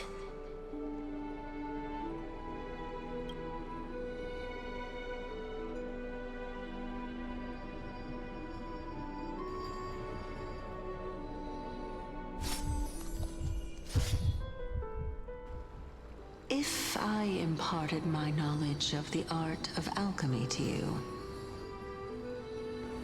would you use it to resurrect someone you loved?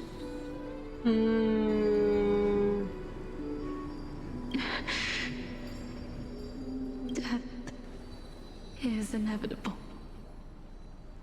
In the days to come, I am certain that someone whom I cherish deeply will leave me for good. If such a mighty power really existed, I think I would use it without hesitation. Even now, my answer remains the same. This is why, sister, I promise you, in the prophesied new world, I shall plant the first bud on your behalf. Go now. Return to the ocean god's treasured pearl, our hometown. I shall open wide the entrance to the Netherrealm and grant you a second life. The living beings on this earth shall respond to my call and lead you to the sacred daylight. Remember, do not look back on the land of the dead, and do not stop moving. In the new world promised by the prophecy, march toward your new life. As for the price of our equivalent exchange, let me be the one to pay it. Everybody, we've come to the end. Unfortunately, I am not compatible with the Supreme Being, so I was unable to completely fuse their soul into my own body. However, being able to glean all this from them is exciting enough. I'm certain of this now. Before the Titans that we are well acquainted with were born, a group of heroes roamed the land.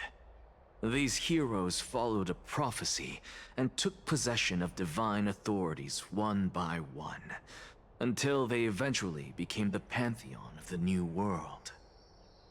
Wow.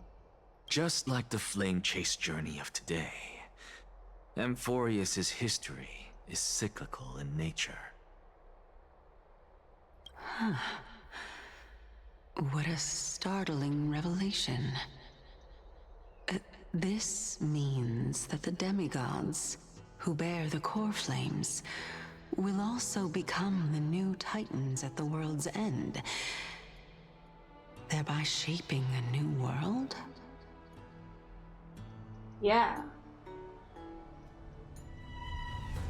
I believe that this is the truth behind the Era Nova, as mentioned in the prophecy.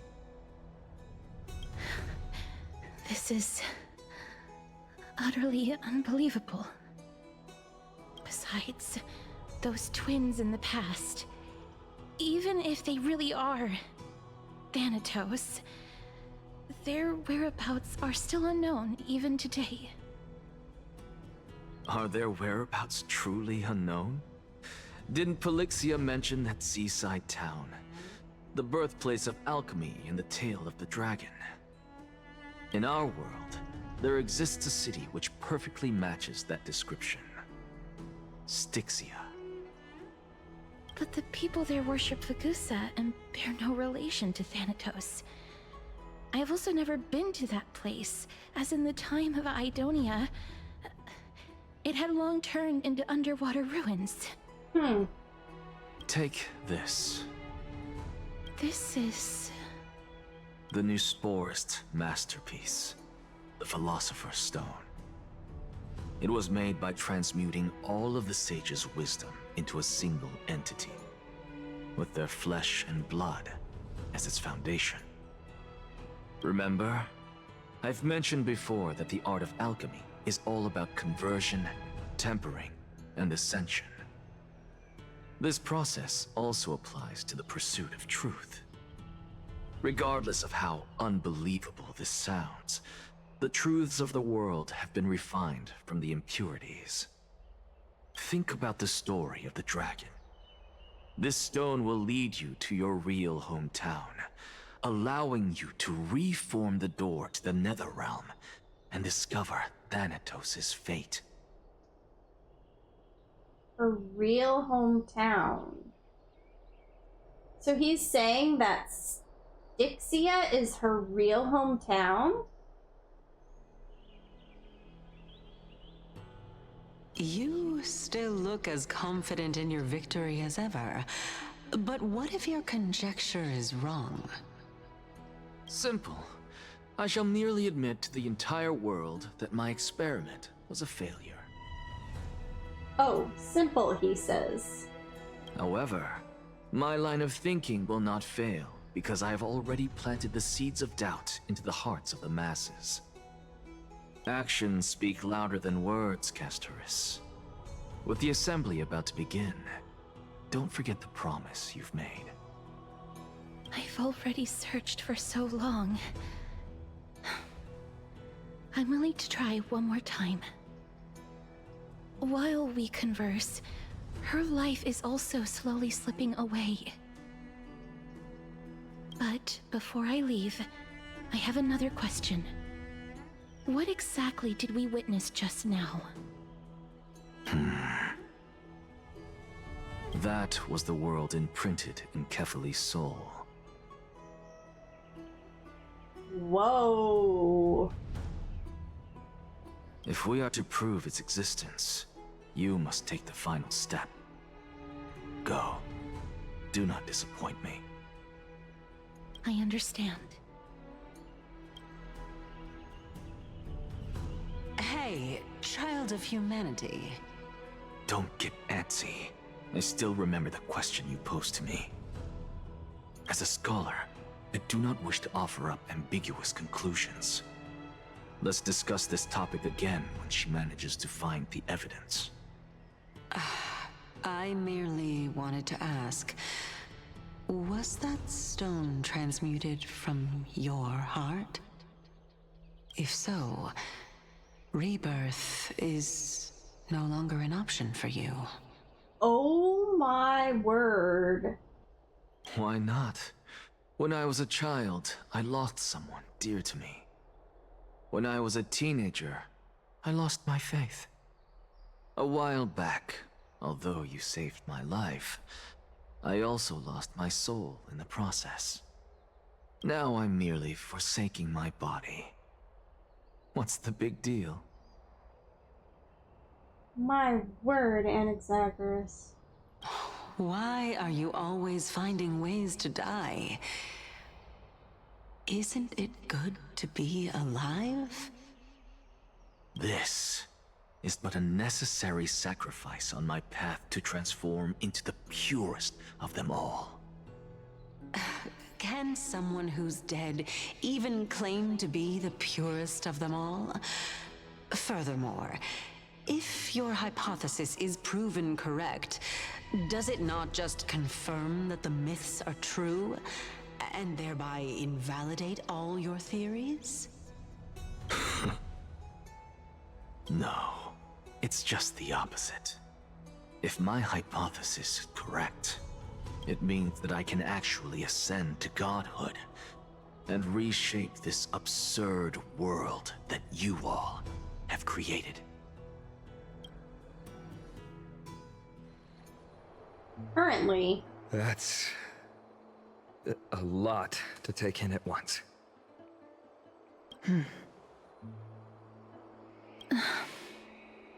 Lady Aglaia, please, let me explain. Go on. You know that the core flame of death has always been the greatest unknown regarding the Era Nova, which is why both you and Kindness desire to gain the power to control that core flame in the approaching Citizens' Assembly. Professor Anaxa has come to a consensus with Kindness. They want to suspend the trial once Thanatos' core flame is reclaimed, hoping thus to eradicate death from this world. If they're successful, then the flame chase journey will cease, and Akama can enjoy everlasting peace. But I know this runs counter to your wishes. So long as we do not usher in Era Nova, the Black Tide will never be eradicated. Even with Lord Mighty on the front line, and the Black Tide not posing an immediate risk, the danger nevertheless remains. Honestly, it's difficult for me to assess the pros and cons in this decision. But someone must bring the core flame before we can begin negotiations over it. The Titan could be very near. I cannot let this chance slip by. Besides, someone has to make this trip to bring back Mrs. Soul. Well said. You already had every reason to seek an audience with Thanatos. It's that great performer who has weaponized your wishes and placed us in this difficult situation. A world without death. Do you desire that too? If fate dictates that my path must oppose yours, I will do all I can to resist it and protect what I aspire to achieve.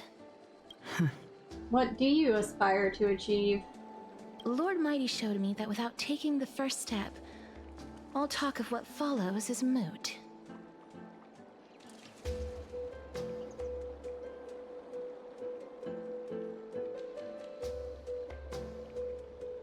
Unsure of what to say, but offers a smile. I have always hoped to hear you speak your mind, Cass. And I am glad to have heard your true thoughts. Styxia. I visited that place in the past. Though it is now an island surrounded by the river of Soul's torrents, it's not hard to see its former splendor. Go. I will not stand in your way. As for you, you are someone who has cheated death. I believe you have more than enough reason to make the trip with Castorus and meet the god of death himself. Castorus, I too look forward to your journey. I wonder what kinds of new interpretations your completed story will bring to the Flame Chase journey. Thank you, Lady Aglaia. I hate to put a damper on this heartwarming moment, but if Styxia is now an island surrounded by the river of Soul's torrents, then how do we find a way in? Lady Treby is probably... The answer is quite simple.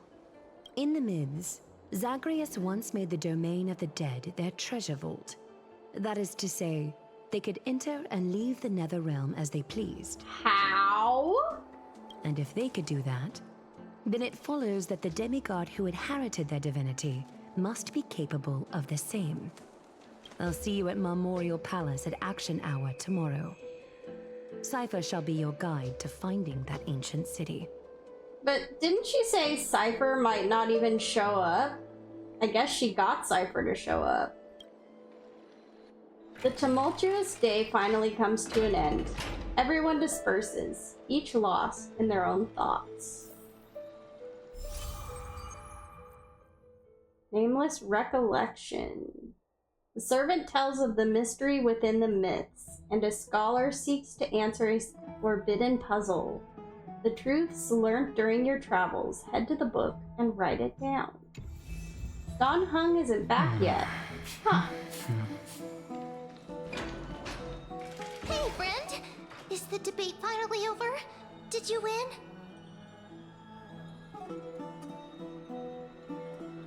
We managed to win ourselves a glorious defeat. Won a glorious defeat? You sure know how to look on the bright side. Well, moving on. I was hard at work even while you were at the debate. I thought we couldn't really be separated from Mem. So how is Mem not with us? I don't know. I borrowed a mountain of books from Cass to see if I could find a way to solve your problem. Let's see. I still have only 32 books to go. Oh my word. It's okay, Mem. We found a way. Really? Oh, that's fantastic news. I knew it. Hard work always pays off. Especially if you're as diligent as Mem. I feel like a huge burden has finally been lifted off my shoulders. Why are my eyelids so heavy all of a sudden? Aww. There's nothing more we can do for now. Let's get some rest. You're right. Then I'll go back to... As was their custom, Mem, with astonishing dexterity, slipped back into their secret little hideaway. Good night, Mem. Good night, Akuma. It is nighttime now, right? Later, somewhere in Akuma.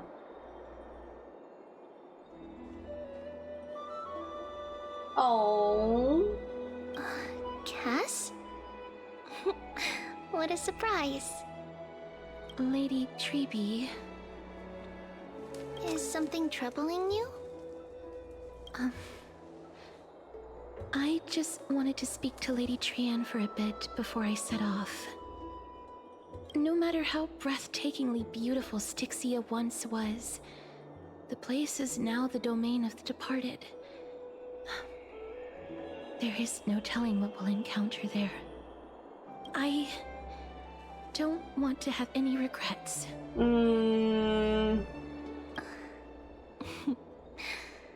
Has anyone told you that your eyes are sparkling today? Is that a figure of speech?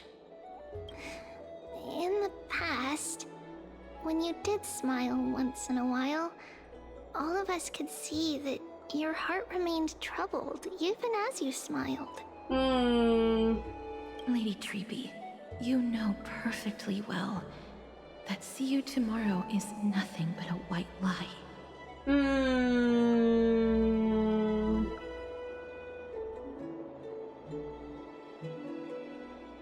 I hope your toughness is not a mask hiding a lonely heart. Cass, you hardly ever talked of your past.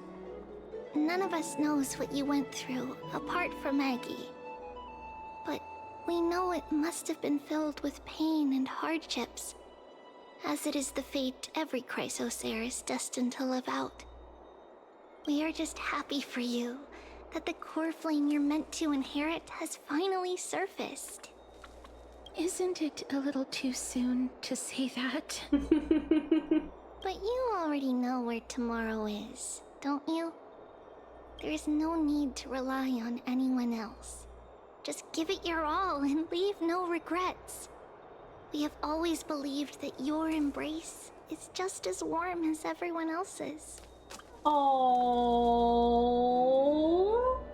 Because we embrace others to comfort them. And Cass, you're the kindest Chrysosaur we know. Oh. Thank you, Lady Treeby. This feeling, it's hard to put into words. I suddenly found myself with so many wishes. So much I want to accomplish before setting off. Then go do it, Cass. Trian was actually working on a surprise gift for you. It's a pity she didn't get to finish it. But now Trinan and I are working on it. And we'll make sure to give it to you. Aww. So, let's meet back here when you return from Styxia. Safe travels. See you tomorrow. At the same time, I can't sleep. Who could it be?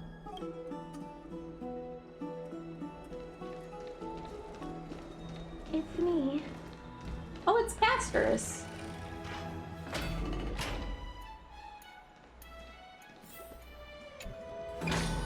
I hope I didn't wake you. Oh, you didn't.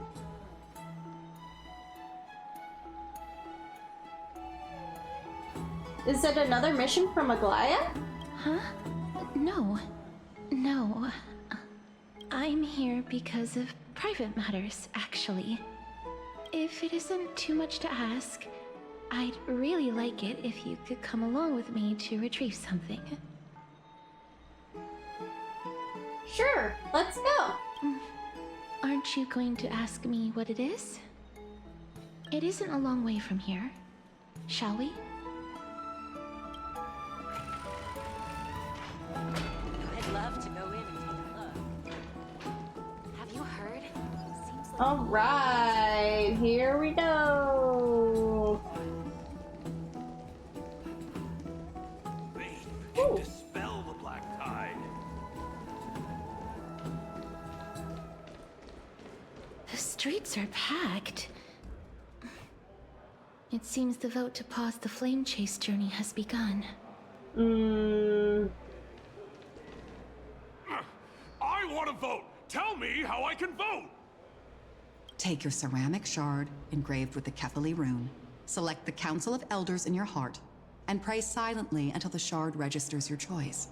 Then toss it into the Dolium. The Council of Elders? More like the Council of Buffoons?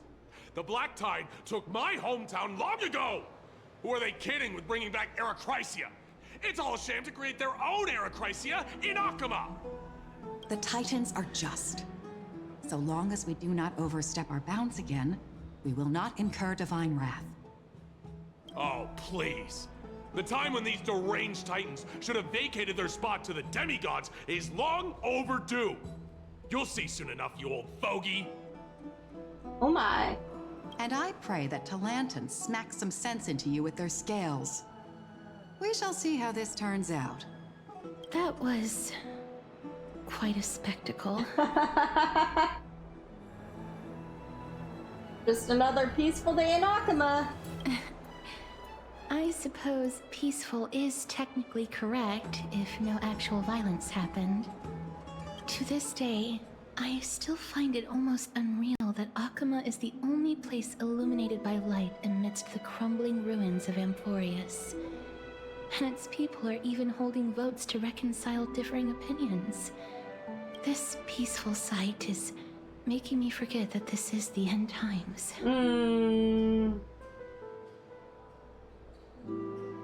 This is what the Flame Chase journey is all about. Before coming here, I had lived for many years in Idonia, a city of rime and frost. The people there were devotees of Thanatos, and were well known for their unique burial rites and traditions. Traditions that I played a major role in. Because of the curse on you? Yes. You now know me as the Mortician of Akama. But back in those days, I was Idonia's Maiden of War. I was trudging across the frosty plains on my own when the Idonians found me. They saw the curse in me as a blessing from Thanatos, and believed that my hands could correct the Eracrisia's mistake and lead them to meet the great god of death. So they found her and took her in. Interesting.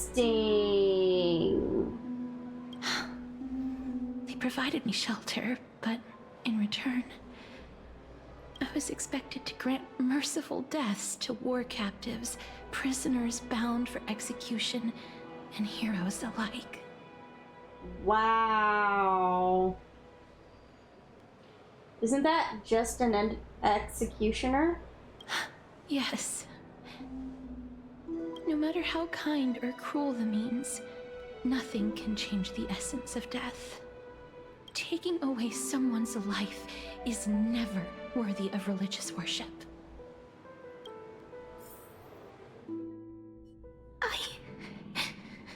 I can't do it. Their voices, they pierce my ears. The pleading, the thanks. Ah, I know that feeling, child. I was once as lost as you are now. But you must respect those walking towards death. Just like how you should respect yourself as the Holy Maiden granting humans glory and liberation. This looks so much like Elder Kindness. What you're asking me to do is no better than the task of an executioner. And yet you want me to respect myself. No matter the titles, I am still taking away human lives. This won't be the first time that Edonia's fanatical nether warriors have faced death. On the contrary, recruits new to the battlefield often run away from their first fight. Death is the mightiest and gravest power in this world. The fact that you can wield it means you are deserving of respect. That's such a twisted reason. Then let me tell you a story. In Idonia, the great swords commonly used by executioners are called Draconian, in memory of Drakon, an elderly executioner. The sword has 3 air holes along its body. If the sword is swung down swiftly and accurately, the holes would make no sound, and the executed would also depart this world quickly and painlessly. But should the executioner have any hesitation, the holes would produce a piercing whistle. On that cue, the screams of the executed are sure to follow. Oh my.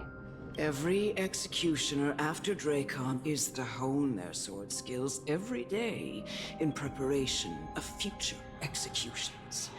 Every swing of their blade must be more resolute than the last, for failing to do so will bring pain.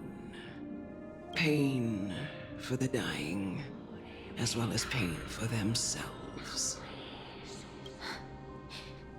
No. I can never get used to this. You misunderstand, child. I am not telling you to get used to it. I'm asking you to consider the source of the dead's suffering and use that knowledge to fortify your future touches with more and more determination. Go, walk with the dead and love them as you love life. Then you'll no longer hear those noises.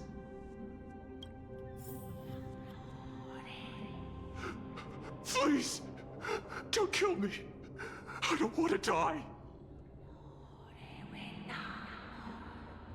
No, I can't do it. This is your duty. Remember, consider the source of the dead's suffering, then give them the respect they deserve. Thank you. I beg you, don't listen to her. I can't. If you cannot learn to accept death, then Idonia has no place for you. This is your last chance. Do it. No, please, I don't want to die. Please, I'm begging you. We don't have any choice. A gentle touch. No!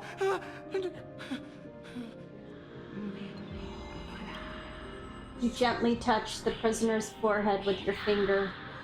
His face is pale, his eyes flicker with fear, and his body trembles uncontrollably. Is it because of fear and anger and hatred, or is your so-called merciful touch of death simply a lie? The dark purple mottles spread like petals across the death row inmate's face, then seemed to be submerged by spring water, flooding his body. His trembling ceased, and the cries that had once begged for mercy slowly turned into a silent whimper as he murmurs to himself. Quickly, everything falls into a dead silence, turning into pitch black dew that scatters with the wind. You hear your own heartbeat drown out the sound of heavy breathing. May you gain some insights through his sacrifice.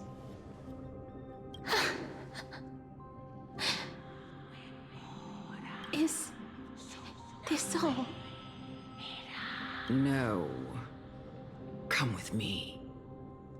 This is just the beginning of your life as the Maiden of War. You executioner! Castorus has joined the team temporarily.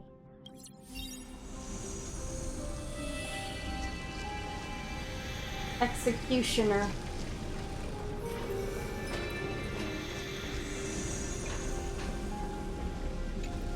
There's still more to do.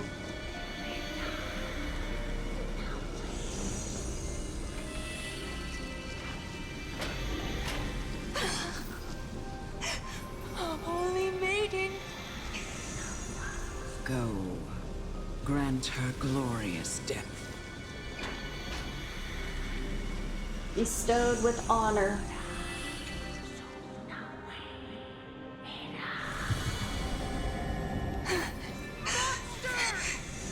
Thank you.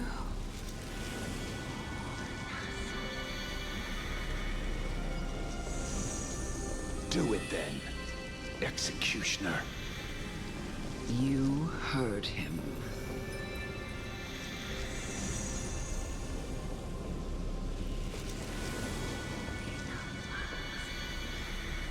A sadistic murderer, an outlander war captive, imposed with punishment.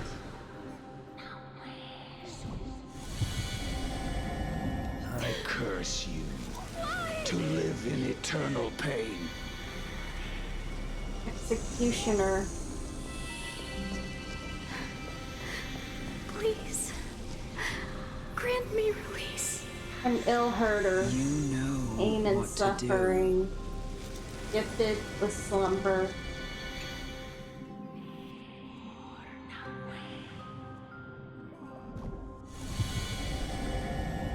When will this ever end? For granting me release. Murderer. Monster. Why?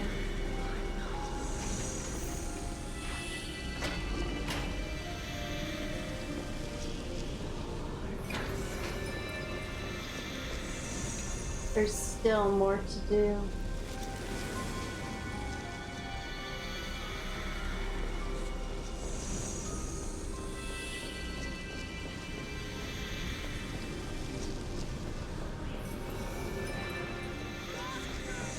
Come. Fulfill your duty. What? Elder Amunet. What are you trying to do with me? I have aged. The time has come for me to heed the summons of Thanatos and journey to their domain. The final resting place of every Idonian. You're not that old yet. You still have many, many years ahead of you. No. I'm already dead. For I have come to fear my declining health and impending death. Castoris. Will you give me one last chance to charge towards fear and prove that I am no coward? Why would you look at death that way? That's not a way to die. Like, that's... You have so much life left to live for. I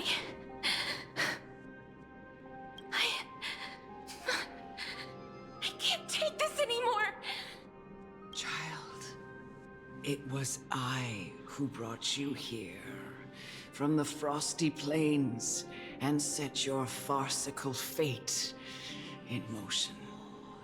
It was also I, Chief Executioner of Idonia, who forced the heavy duty of executing others onto you. I've always known that you have doubts, and even anger about my faith, and about me. I never had a choice. Indeed. We essentially abducted you. Oh my word. Yet you can end any sinful life with just a touch of your fingers. Shouldn't it be easy for you to escape from here? I'll never do that. Why? Oh, because she doesn't want to kill anybody to escape. It doesn't matter how lightly the Idonians take death, or how readily they accept it. I simply can't do it.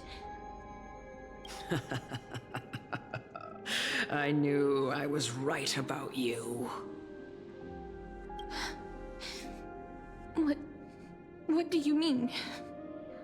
I've taught you and cared for you as my own daughter all this time because of this blessing that's been with you since your birth. I know no one else in the world would understand the weight of life and death more than you do. In the eyes of an Idonian, death is the end of all life. A destination we will all eventually reach. Humans should not resist it, but learn how to face it. You can only live your life to the fullest after understanding this principle. And when you do, even if you eventually leave Idonia's protection, even if you must carry the curse forever, you can live with your head held high, like everyone else. No! How can I? Come now. It's time. I've already taught you all that I know. Show me that you are a fitting holy maiden. Or at least, that you possess the resolve to become one. Come now. It's time. I've already taught you all that I know. Show me that you are a fitting holy maiden. Wait, what happened to her? Or at least that you possess the resolve to become one. Why did she turn into a Titankin? I don't understand. Emerge from your cocoon.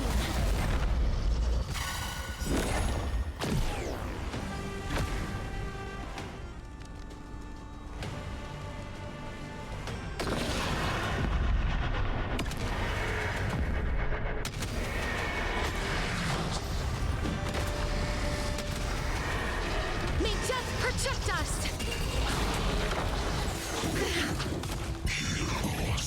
The dust have been Cherish this cast. time. Bust.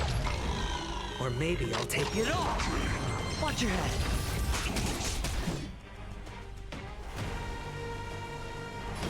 As you wish. Good times. Never last. Time to say bye.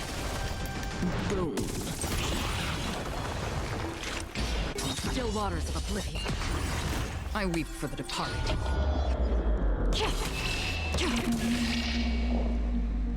It too shall fall.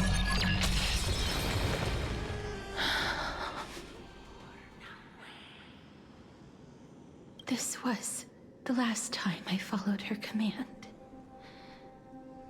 I gently touched the elderly woman before me. The executioner, who had seen too much death, died the same way as everyone else. I gasped for air, a wistful look in her eyes, and a barely perceptible tremor in her fingertips. Elder Amunet, the person who tried to teach me about death, ultimately vanished like dew in the morning mist.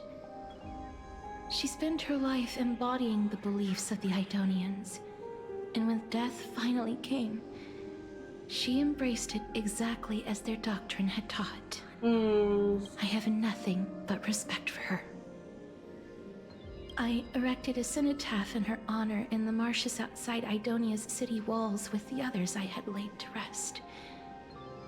Then, I set out once more in search of Thanatos. It was a long, long journey. I heard so many discussions about death along the way. Life finds meaning in death. The world improves because there is an end. It seems the most terrible darkness in this world. Everyone talks about its heavy weight. Some resist it, some worship it, and some even revere it. How did a disappeared Titan become the deepest fear of humankind? And why do they haunt my dreams? I continued my travels to seek an answer. Initially, I was running away. Then, I started searching for it. And now, at the end, I just want to know if my touch, if my embrace, can do more than taking things away. Can I make anything? Can I leave anything behind?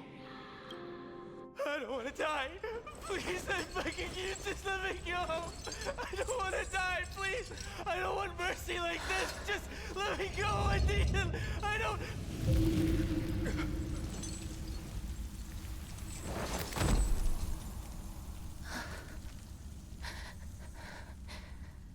I hate these icy hands.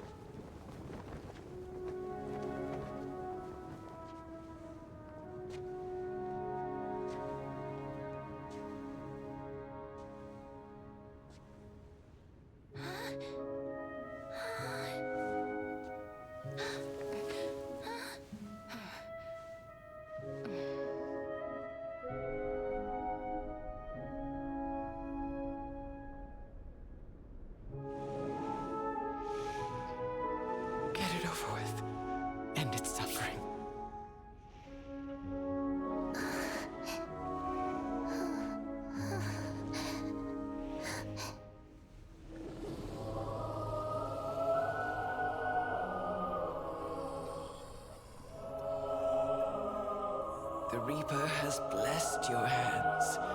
Only you can grant them peace.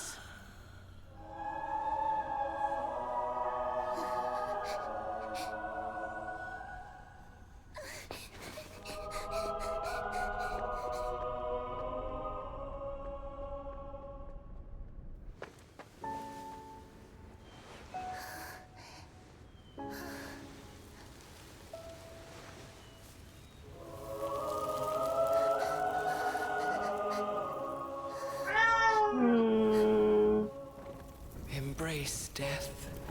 Walk alongside it.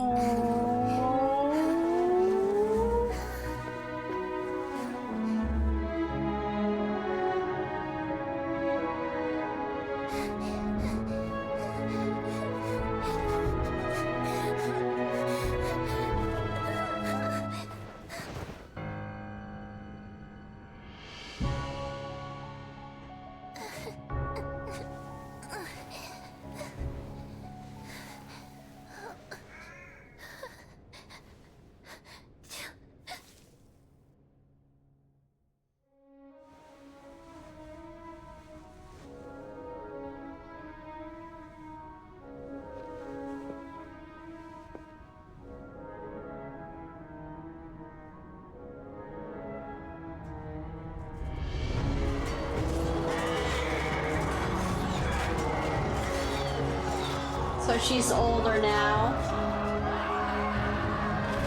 This started out like when she was a little kid.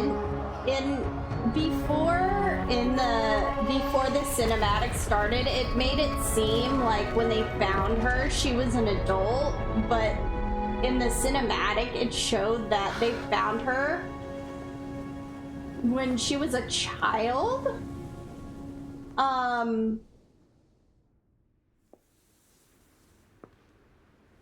So I think they really found her when she was young. Is that you, Casteress?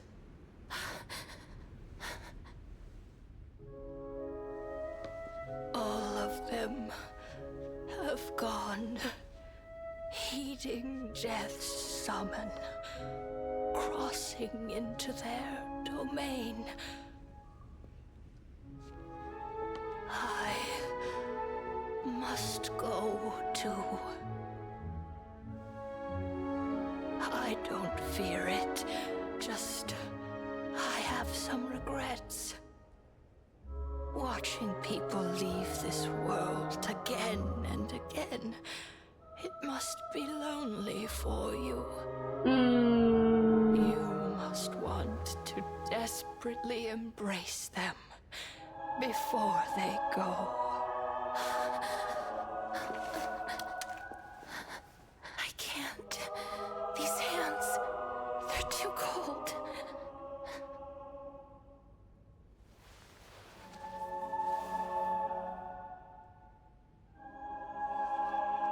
But Big Sister Casteress, your hands are so warm. Just like anyone else's. So go on. Don't hold back. Give me a warm hug.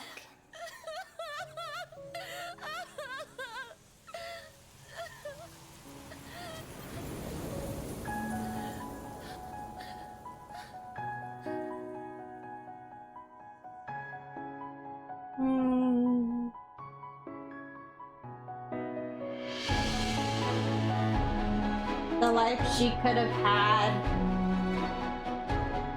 if things were different.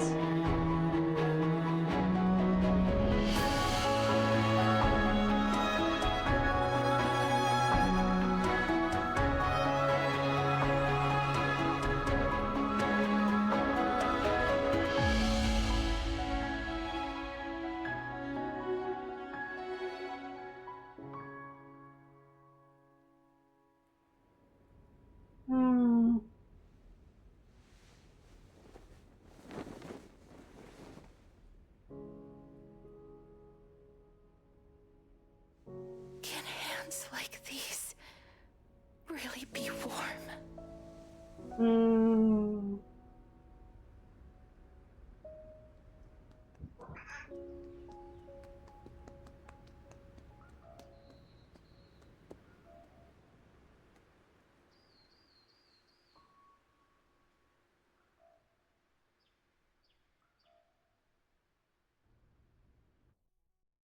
On the day that Orynyx's trial ended, you must have had many questions. I felt just as confused.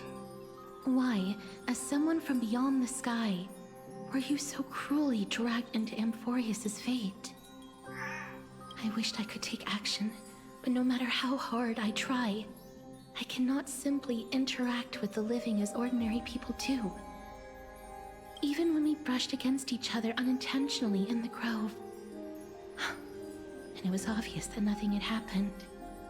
When an almost unattainable hope finally welled up in my heart. When I thought that perhaps my touch would no longer bring sorrow. Oh man. How like confusing and just how hopeful would that have been for her after so long? Fate declared to me, it wasn't that the curse of death had finally been lifted, but that your soul no longer belonged to this world. And there was nothing left for my hands to take. Nothing. And did I really think this time would be any different?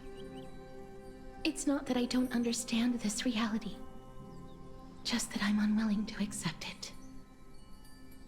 Having walked such a long road, I am still unable to find the answer to life and death. I am resigned to eternal despair. Anything I wish to hold on to, death will inevitably wrest from my grasp. From that moment on, I lacked the courage to confirm it again. Until Orynyx laid bare the cruel truth before us. But now, perhaps I might have one last chance. Long ago, Trinan read a prophecy to me. At the end of the Sea of Flowers, the souls of the living shall warm thy fingertips, and after an embrace, there shall be eternal separation. I found no surprise in it, for her words sounded not like a foretelling, but a perfect reflection of my past. Embraces in this world are born of reunions, yet my touch speaks only of farewells. In that moment, I had no doubt that this destiny would weave itself through the entirety of my life.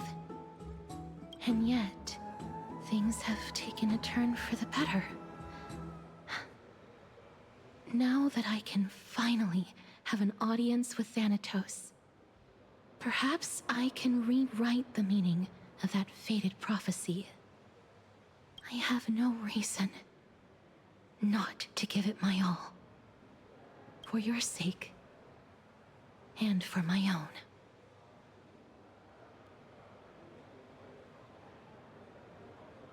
Thank you for telling me your thoughts. With that, I won't have any regrets. Castris talks to you about the gifts she gave to the other Chrysos heirs, and before you know it, she arrives at your gift. Let's put that aside for the moment. We've arrived. I want to retrieve a small gift I specially prepared for you. I made it myself, like the trinket I gave Lady Trian. I want to leave something for everyone, if possible. The journey to seek an audience with the Death Titan cannot be an easy one. I want to make full use of every moment I have before we depart, so that I don't have any regrets. Sounds kind of ominous. Then perhaps you can have a look at it first. You don't have to take it if you don't like it. Look, it's right there. Huh? Where did it go? What's going on?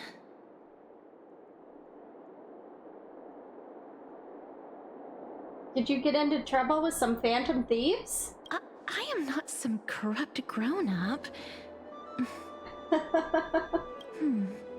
What's this? Oh no. The coin of Zagreus and a slate. So it's her.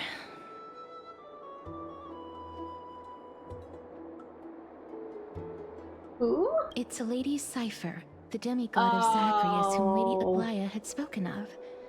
She's a master thief who's left legendary tales all over Amphorius. I thought it was the one who steals the chests, but no, it's Cypher. So many years have passed, yet she's still announcing herself in such a crass manner.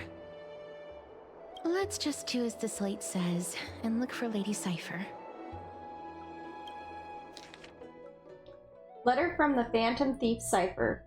Dear Princess Homebody, walking through the busy garden, I discovered the remarkable gifts crafted by the Princess Homebody. They are truly splendid, and I am most impressed. I'm also taken with your charming presents prepared for fellow Chrysos heirs. In your right parlor, I observed the beautiful felt dolls, the beige and lavender striped tapestry, the classic Idonian tripod table, and in the left parlor, the jewelry and exquisite art pieces meant as gifts. This time, I've claimed only this modest gift. I fear it would attract tasteless little thieves, so I shall safeguard it for now. Naturally, I've left appropriate payment, a single coin. If the price displeases you, feel free to negotiate its return. Though should that happen, I won't be satisfied with merely one coin. Should you wish to find me, visit the Marmorial Market. There lies a golden short spear I've left. You know what to do. It shall guide you to me. And before you ask, I won't accept any questions. Please forgive this small intrusion and accept my highest regards. P.S. Who displays biological specimens at home? They're quite unsettling. You might want to store them away when entertaining guests. P.P.S. Despite your considerable investment in the Idonian ossuary hanging in your parlor, I regret to inform you it's a fake! Oh no! The original was craftily switched by those cunning scholars of the Grove of Epiphany. The full story can be found in the yet unpublished memoirs of Cyphera. Sincerely, Kitty Phantom Thief. Oh my! Okay. To retrieve the gift and teach Kitty Phantom Thief a lesson, you head to the market and find the short spear she left behind. Look, it's right there. This is the golden short spear mentioned in the thief's letter. Letter from Phantom Thief Cypher. A Phantom Thief's letter left behind by Kitty Phantom Thief Cypher, out of courtesy and honor. I fear it would attract tasteless little thieves, so I shall safeguard it for now. And Cypher's coin. A coin left behind by Kitty Phantom Thief Cypher, out of courtesy and honor. Naturally, I've left appropriate payment, a single coin. There seems to be a new show at the bats today. We must pursue her.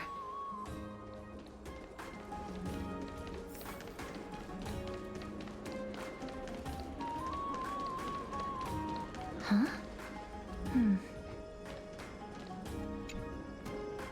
This is a trick she left for us. Clearly, Kitty Phantom Thief wants to play a little game with you. 2 short spears. 1 correct, 1 wrong. Let me check the hint on the scroll. 2 golden short spears. Only the golden short spear engraved with the truth can lead you to Kitty Phantom Thief.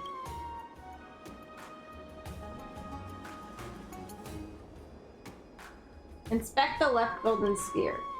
The left spear is engraved with the words, "Don't be fooled." The right spear is engraved with lies. The right spear is engraved with words, "Trust me, Grey Mastery." Both spears are engraved with the truth. Okay. Both spears can't be engraved with the truth. The right spear must be engraved with the lie. So I need to follow the spear on the left, I think.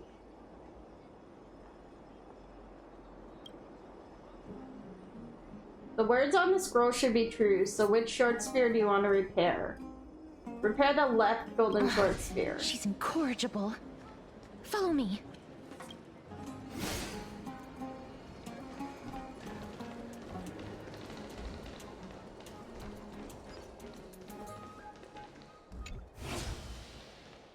This is how it should be. We must pursue her.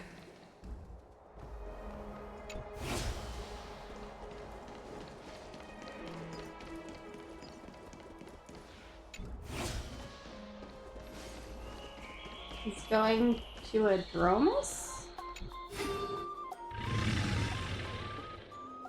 Cypher? Cypher, if this Dromus truly is her, appears to be quite content. Her gaze filled with 3 parts sincerity, 3 parts approval, 3 parts triumph, and 3 parts, haha, Grey Mystery, you've lost it if you take this seriously.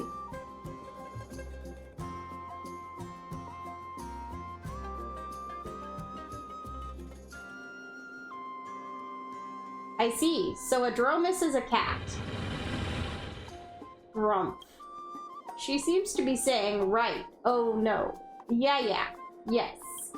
After a moment of inner conflict, she reached a definitive conclusion. The Dromus is indeed a cat. Lady Cypher, please come on out. You're still careless as ever. Shouldn't you keep such a precious gift near your bosom? Since you know it's a gift for someone else, please give it back to me. Stop hiding among the people and letting the wind carry your voice. Now, since I know it's a gift, that just means I need to milk its worth. The children of the wind never stay for long in one place. Unless your offer is tempting enough to steal the wind. What say you? Name your price. I'll give you however much you want. Shouldn't she want to bargain with her? Isn't that playing into her hands? Huh? What's wrong?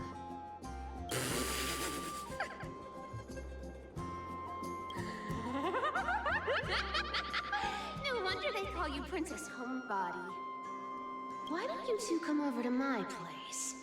It'll make a better venue for proper business discussions. You can find where I live through the winds I've sown. Right. Piece of cake.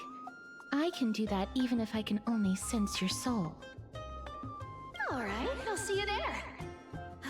By the way, everyone cool with me collecting a deposit before we reach an agreement, right? Now, come this way. The dew of divine blood in the backpack has been stolen. Oh, if Aglaya finds out, that's gonna be very bad. Where did my dew of divine blood go? She's incorrigible. Follow me. Letter from the Phantom Thief Cipher continued. Dear Princess Homebody and Grey Mystery, you probably guessed already. I had no intention of showing up at the Pack Beast workshop. This means, of course, I had no plans to return the gift there either. This was just a warm-up for a little game of cat and mouse. But surely you've realized that the Kitty Phantom Thief never cared about stealing a mere trinket, right? No, what I'm really after is your hearts. Just kidding! I have no interest in your hearts. If Princess Homebody can track my path, then by all means try. I'll be waiting at the end. And rest assured, we'll meet face to face this time. P.S. Grey Mystery, where did you get that dew of divine blood? Don't tell me it's a gift from the seamstress. I'll taste it for you. Oh no. Sincerely, Kitty Phantom Thief. Alright, another letter from the Phantom Thief cipher. A Phantom Thief's letter left behind by Kitty Phantom Thief's cipher out of courtesy and honor. I fear it would attract tasteless little thieves, so I shall safeguard it for now. And Cypher's coin, a coin left behind by Kitty Phantom Thief cipher out of courtesy and honor. Naturally have left appropriate payment, a single coin. Okay.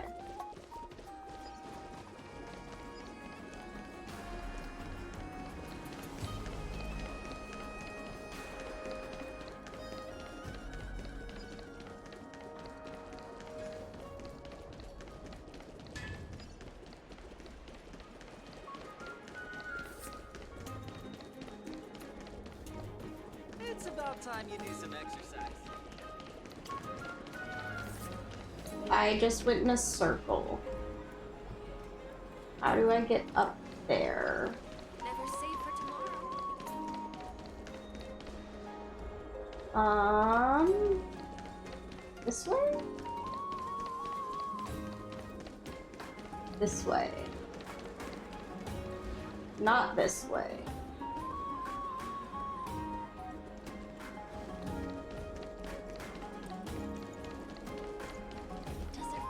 This way? This way.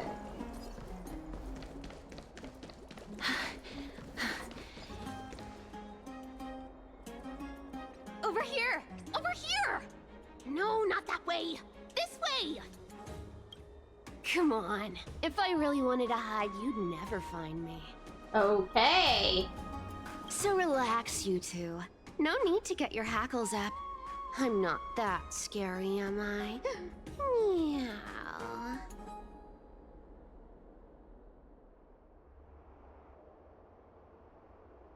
At last, the character that meows has appeared! No way. Some people might have been into that a millennium ago, but it's long since gone out of style. Loosen up, buddy. Shall we get down to business? Look at her little bow, it's so cute. Give me the jewelry piece first, or everything's off the table. The gift is a piece of jewelry? The materials are nothing to wow at, but the workmanship is superb as always. You're still skilled as ever, even after all this time. And you've put a lot of heart into this one. Mind your own business. Oh, come now. Don't be so upset. Relax. Relax. Look, isn't the view here just great?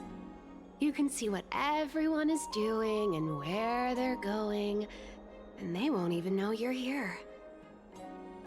Some of them might. Now that we've broken the ice, let's get to the point. Everything I've said so far has been a joke. I'm inviting you two here for 3 things. Doubtful about the joke? 1.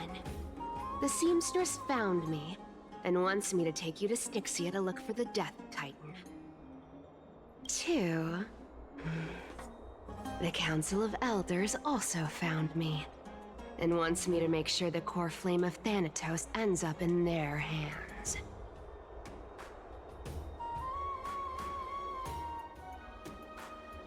Look at you, having your fingers in both pies. And last, but not least, I'm telling you that I'm not interested in doing either of those things. Oh. Don't go look for the Death Titan. The end. Some time ago. Wow, this is some high-quality stuff. And this room is full of it. How much are these worth, Did you get all this through that Aranova gimmick? Some of it is family fortune, while the rest came from my business as a dressmaster. Don't liken the flame chase work to your shady dealings. Wow. I should have busted down your door instead of going around like a thief. Well, spill. Why are you giving me so much money? Payment for doing work. You're worth this much. Did you forget my stance to all this? I thought I made myself very clear. You wish to run away. Run away from your responsibilities, from the prophecy, and from your destiny. You shall walk with greed and die over petty change. Oh, what a prophecy! Wow! I understand this prophecy weighs on you immensely. That is why I have never approached the demigod of trickery for running away. But I need you right now, so don't turn me down. You know, maybe the gods got your tongue with their golden threads, Aglaya. I'm not hearing any sincerity in your words. Give me a reason why you're bowing your noble head to me. We lost Trian. Oh. The divine power of passages is running out. I need another demigod to escort Castoris and help her fulfill her lifelong wish. Oh, I get it now. You're sending Castoris to her death. And you want me to die with her. This is Castoris' own request. I have never seen her so determined. She brought this up herself? You're not pulling my leg. She's also made up her mind to leave her confused past behind. As will you, Cypher, when you finally make up your mind. Don't be so sure. Time is hard in the likes of you and I. But Castoris remains pure as driven snow. She can always turn back before the end, you know? Maybe she'll remember Trian's sacrifice. Maybe she'll remember the countless martyred Chrysos heirs. Maybe she'll remember you, with your one foot in the grave. I ain't as optimistic as you about what she'll want to do. Tell you what. Why don't I take this room of treasures as a security deposit, and we make a bet? Go on. I bet she'll change her mind and turn back.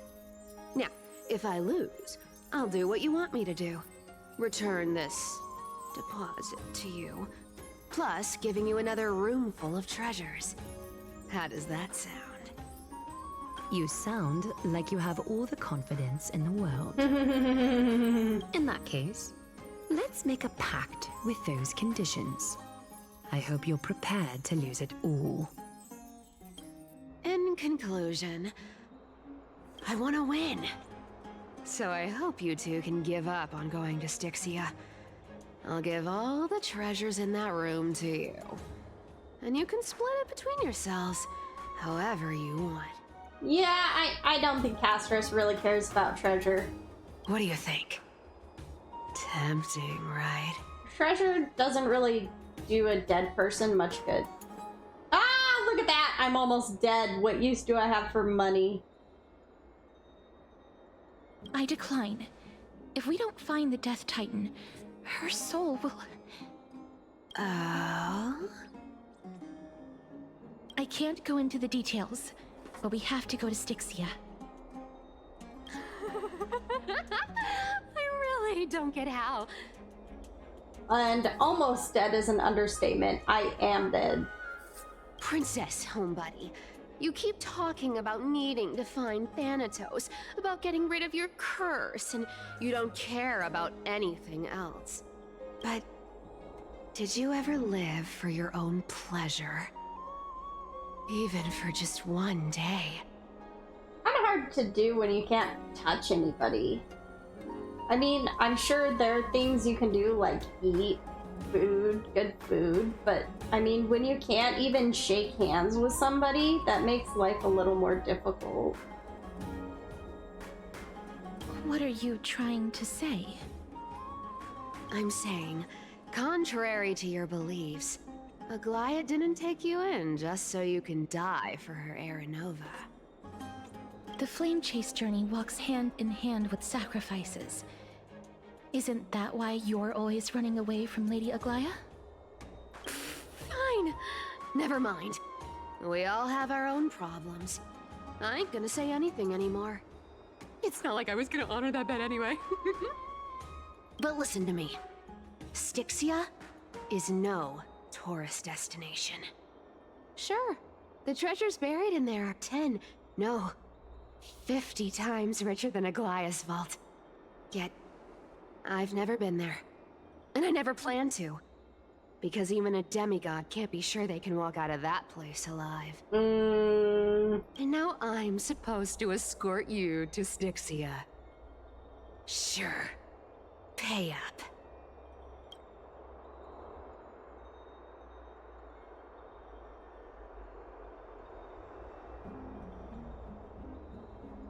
Aglaia has already paid for me. Her payment was in gold and precious stones, which only covers the living passenger. You need to pay me as a member of the dead. I don't like this. However, I have lived a longer life than most people. Though I'm not as good at doing business as Lady Aglaia, I still have some savings. I can give them all to you. I'm not sure it's gonna be that simple, Casterus. Then how are you going to live the rest of your life? Then I'll give you 90, no, 80%. Well, don't mind if I do. 80% of Castrus's savings and a bottle of dew of divine blood. Not a bad trade.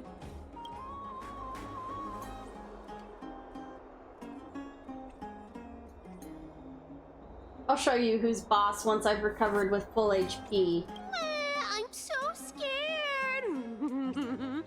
Can you even catch my tail? Here. Catch. Be careful with that. Wow, look at how beautiful that is. A minor change in plans, though. Don't go to the bath tomorrow. Come look for me at Akama's city gates instead. So, why are you changing the meeting place? She doesn't want to run into Aglaia. Oh, nothing really. Just a bit scared of the seamstress's frosty face. I wouldn't stay a second longer in Akama if it were up to me. Now that we've struck a deal, why don't I give you guys a lift back? It's gonna be a long ride, so have a good rest.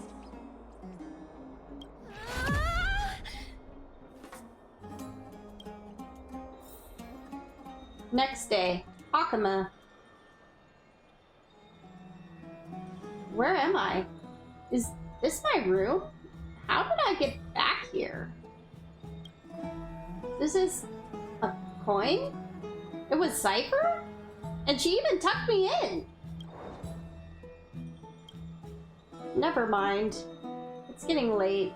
I'd better get going. Letter from the Phantom Thief Cypher, continued again. Great mystery. These formal addresses at the start of letters are such a hassle, and you've already read 3 useless Phantom Thief letters. I've left Princess Homebuddy's gift here. Take good care of it. Remember, skip the baths and come straight to Okama's city gate to find me. You know I have no patience. Come late and I'll leave without you. Clear? P.S. Yes, I'm the one who tucked you in. You're welcome. Sincerely, Kitty Phantom Thief. A Phantom Thief's letter left behind by Kitty Phantom Thief. Cypher. Out of courtesy and honor. I fear it would attract tasteless little thieves, so I shall safeguard it for now. And Cypher's coin. A coin left by Kitty Phantom Thief Cypher out of courtesy and honor. Naturally, I have left appropriate payment, a single coin. Items obtained. Dew of Divine Blood? She gave it back? Okay. A rare Amphorian fine wine, it is said to be brewed from crops nourished by the divine blood of each titan. This particular bottle originates from the chrysalis of gold, Nestia of romance.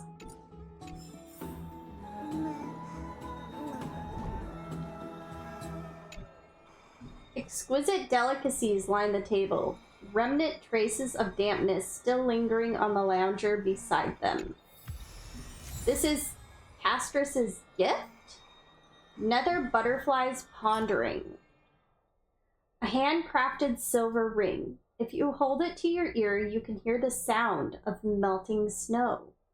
In Idonia, the departed seal ice and snow. The departed seal ice and snow into a ring before their final journey, offering it to the living as a token to walk the rest of the path in their stead. When the ice melts and the snow fades, the flowers will bloom and you will find me. Castrus isn't sure she's gonna make it back from this.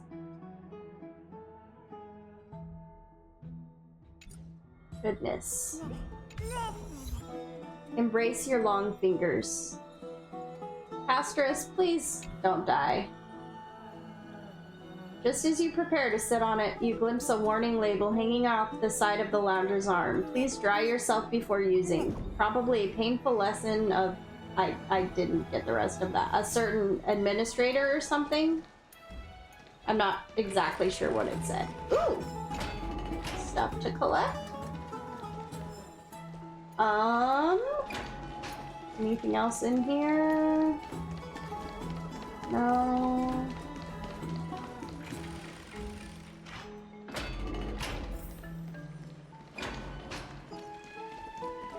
Have you heard? I don't know how long.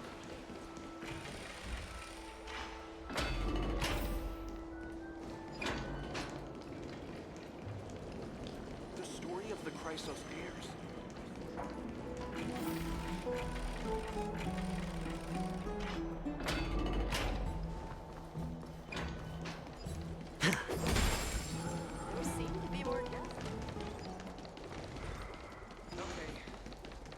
Essence of the...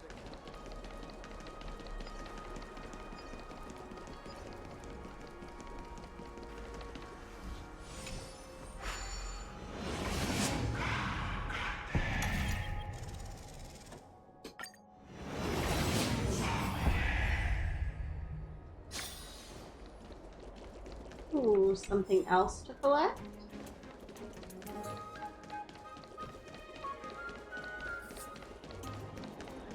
Oh, there's an imp. A phase fly. I finally learned how to phase through walls. Now I too am a priest of the twin doors. How are you embedded in there? Hehe, this is the wall phasing technique, but my current position isn't great. Let me move a bit. Phew! Alright, we're through the wall now. Let me tell you a secret. The twin doors aren't just 2 doors, but endless doors. I've only seen 3 so far, though.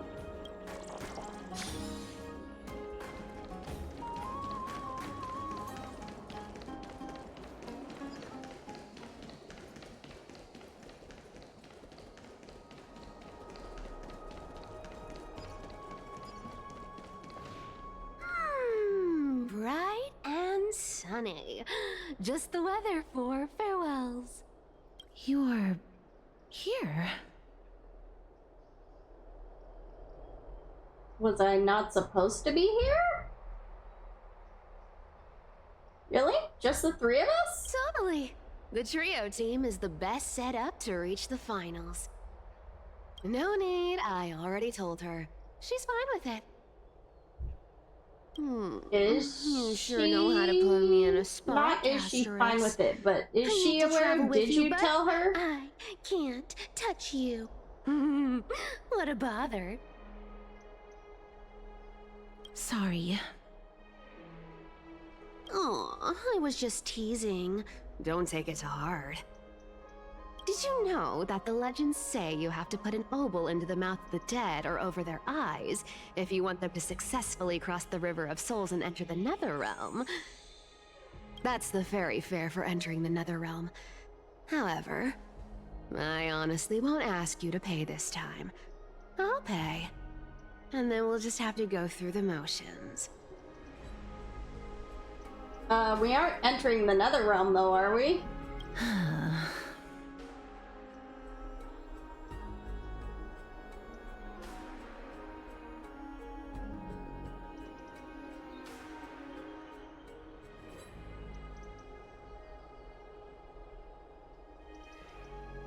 You sure are helpful when it doesn't cost you anything. Hey!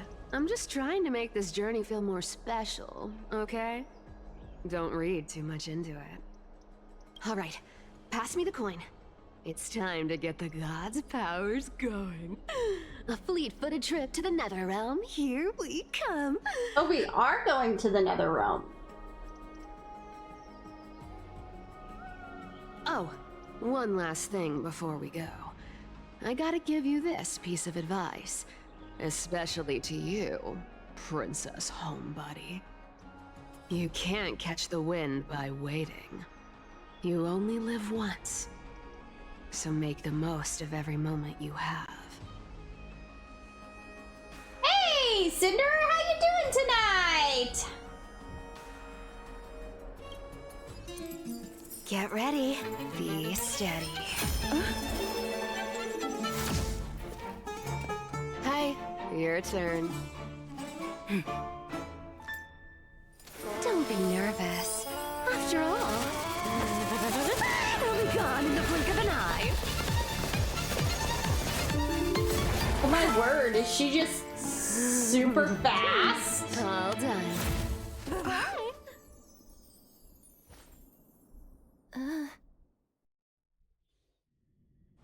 Are you feeling all right?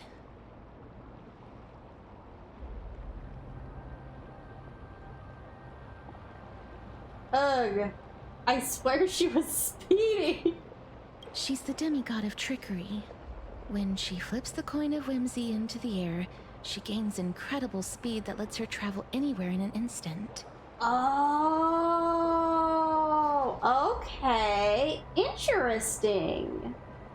I'm doing pretty great. How are you? Oh, that's good. I'm happy to hear that, Cinder. I'm doing good. Thank you. Thank you for asking. Just like how she clearly had no intention of lingering here for even a second longer. We can only depend on ourselves for the rest of the way. Wait, I thought she was supposed to help us. She's not supposed to help us? She was only gonna get us here and then leave us? I didn't think that was the deal. Maybe I misunderstood. I just got back my results and I'm really happy. Your results for what? Your results for your exam?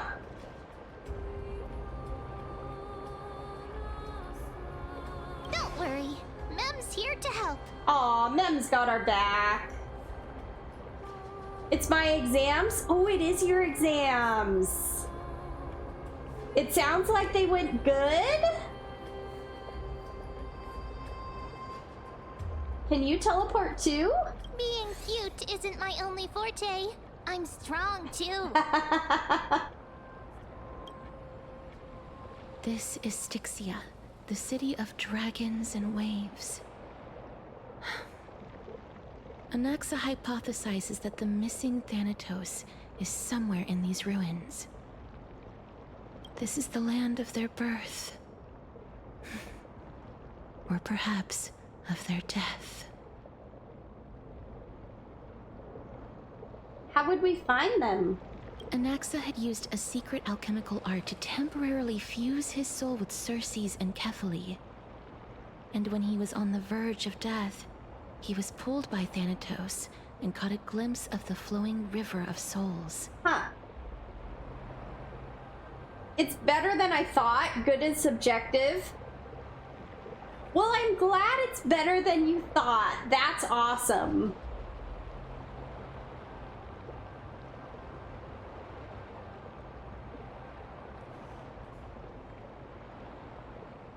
This alchemy, considered a sacrilegious act, might actually make the souls of mortals and titans attract each other. Attract each other? Even though Thanatos has been missing for 1,000 years, and even their followers haven't been able to find them,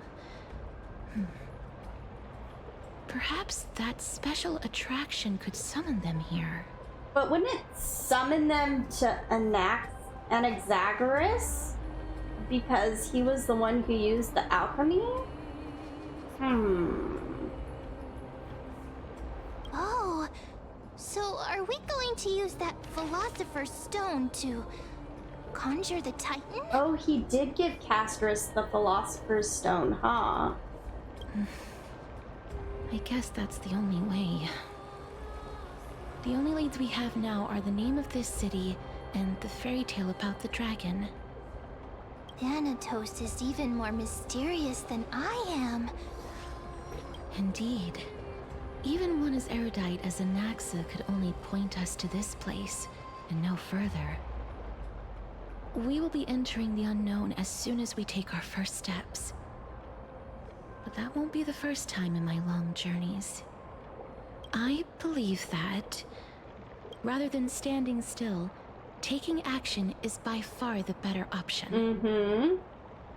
Perhaps fate might take pity on us today and show some compassion.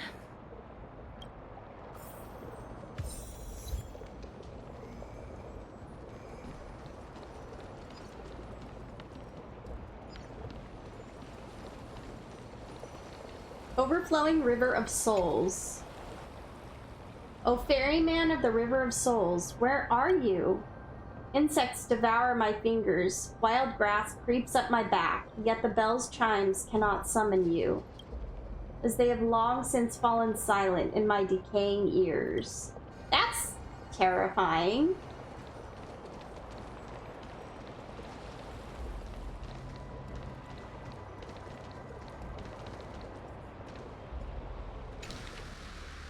Thanatos, the hand of shadow, bearer of fates, steersman of souls, we pray you stay far from us to make the dying of a person a blessing.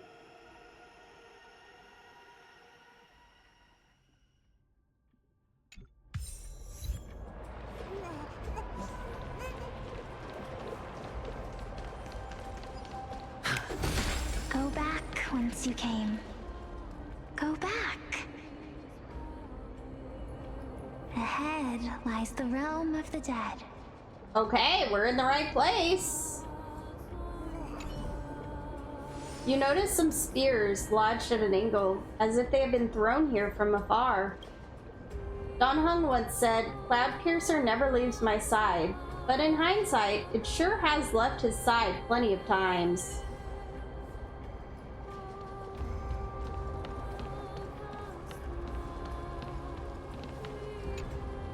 Different cultures depict Netherrealm messengers in different ways. For Thanatos, they take the form of butterflies, suggesting that the place where the deceased heads is the Sea of Flowers.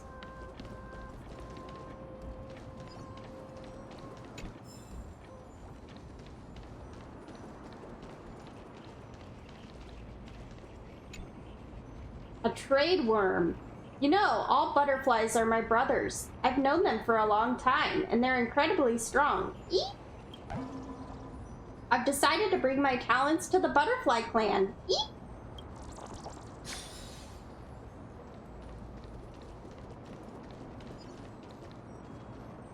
What a beautiful butterfly.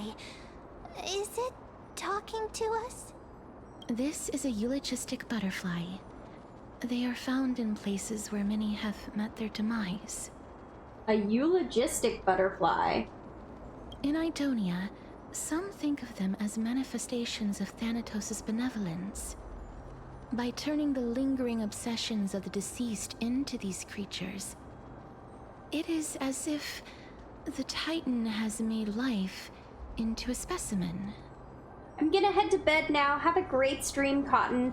All right, Cinder, thank you so much. Have a great night's sleep. Thank you for stopping by. I'm so glad that your exams went better than you thought they would, or that they went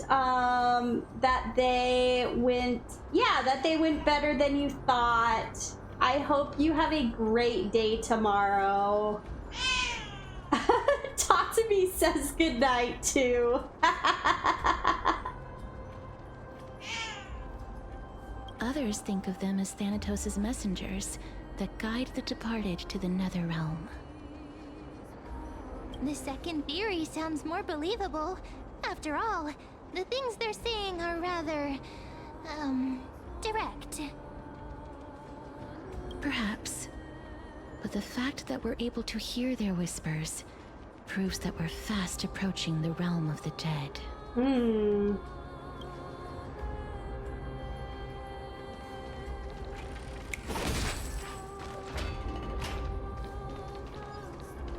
These shadowy figures. Are they illusions reflected by the River of Souls? Okay, I can't talk to any of them. Oh, I can listen to these guys though. Mommy told us to go ahead first, but she's still not here yet. 1, 2, 3. I don't even know how many days have passed since then. Perhaps Mommy will be back once you finish counting the days on all 10 fingers. 1, 2, 3. It's been much longer than 10 days since we left Mommy. Strange. For reflections in the River of Souls, they seem oddly animated.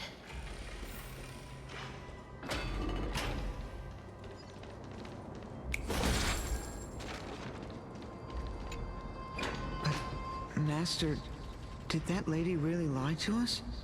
The Centurion personally instructed us to inlay the inscription into his shield. But now she's taken it away. My child, that shield can never be cast. And there's no need for it anymore. Come, child. What is the name of that Centurion again?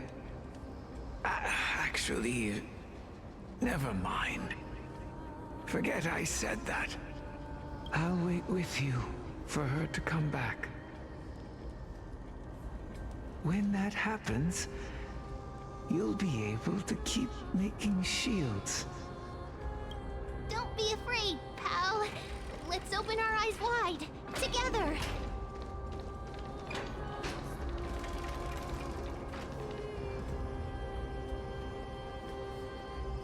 The moon phases of decline.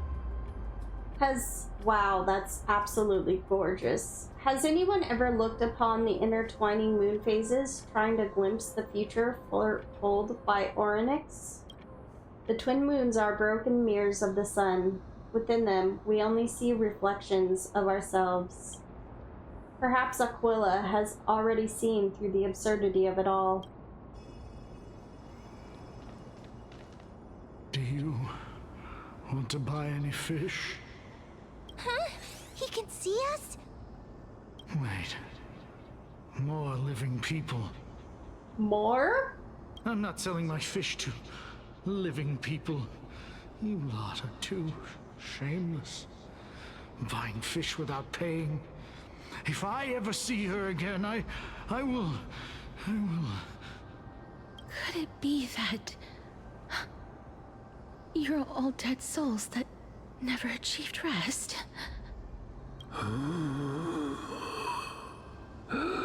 The Nether Realm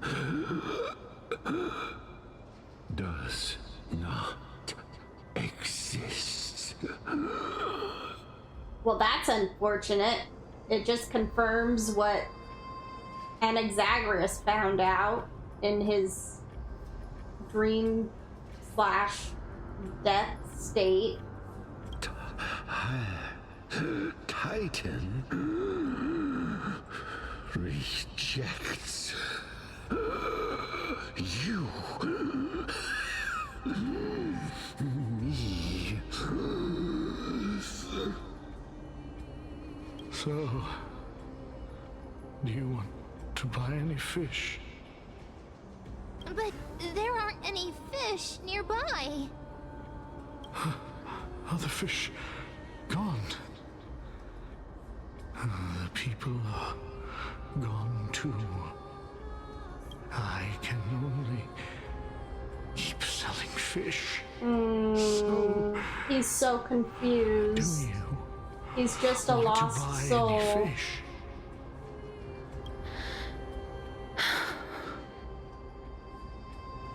Apologies. I don't have much in the way of savings, but perhaps there's another way for me to release you from your suffering. Please relax.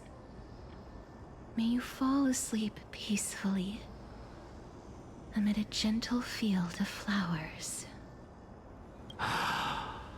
This.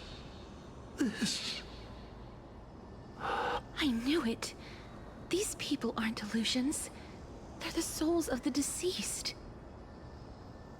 They're supposed to reach the end of the West Wind by floating down the River of Souls. Yet, they have floundered upon the shoals of the stream, unable to move forward. Did Thanatos reject them? Or perhaps they didn't really die at all? Are they in the same situation as me? Perhaps all of us can still use some CPR? Oh my goodness. Are they in the same situation as me? I have no idea. This circumstance is completely unprecedented. Hang on. Didn't he say more living people? Yeah. So that means he's seen other members of the living apart from us. Yeah. Could it be that these souls are stuck here due to someone's deceit? I don't know. If something is done out of goodwill, are you really gonna call it deceit? Goodwill? I can't see anything good out of... Wait a minute. Lady Cypher? That's me. What are you doing here? Could it be that you are the living being that those souls met? I couldn't take their behavior anymore. So I stole some things here and made up some lies there. Just trying to give them something to look forward to, you know?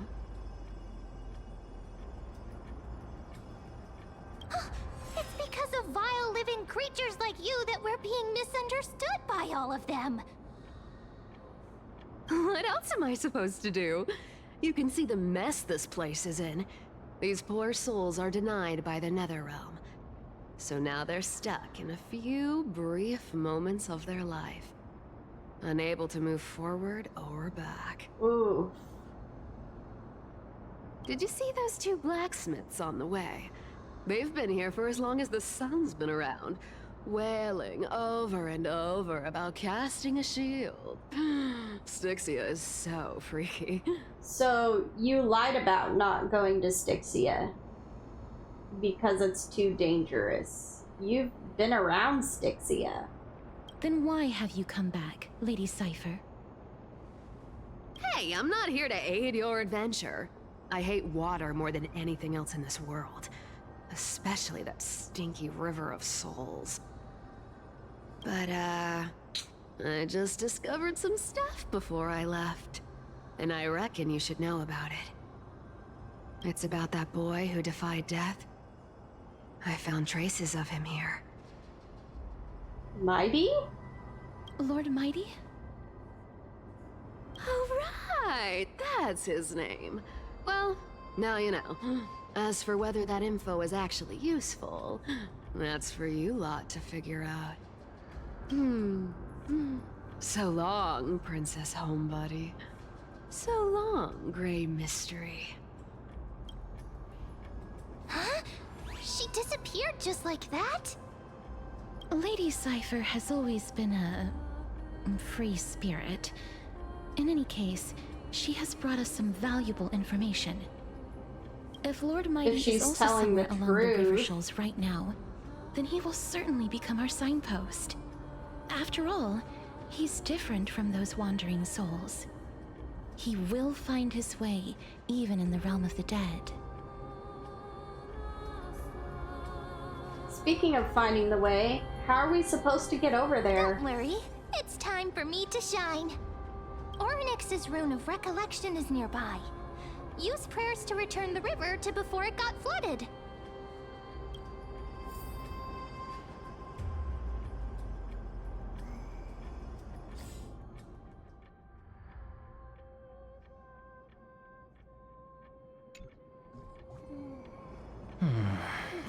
Okay. I think that is a great place to stop for the night, guys. We met Cypher. We learned more about Anaxagoras and the Titans. And the birth of the Titans. And the origin of the Titans. So yeah, thank you guys so much for coming out and playing some Honkai Star Rail with me.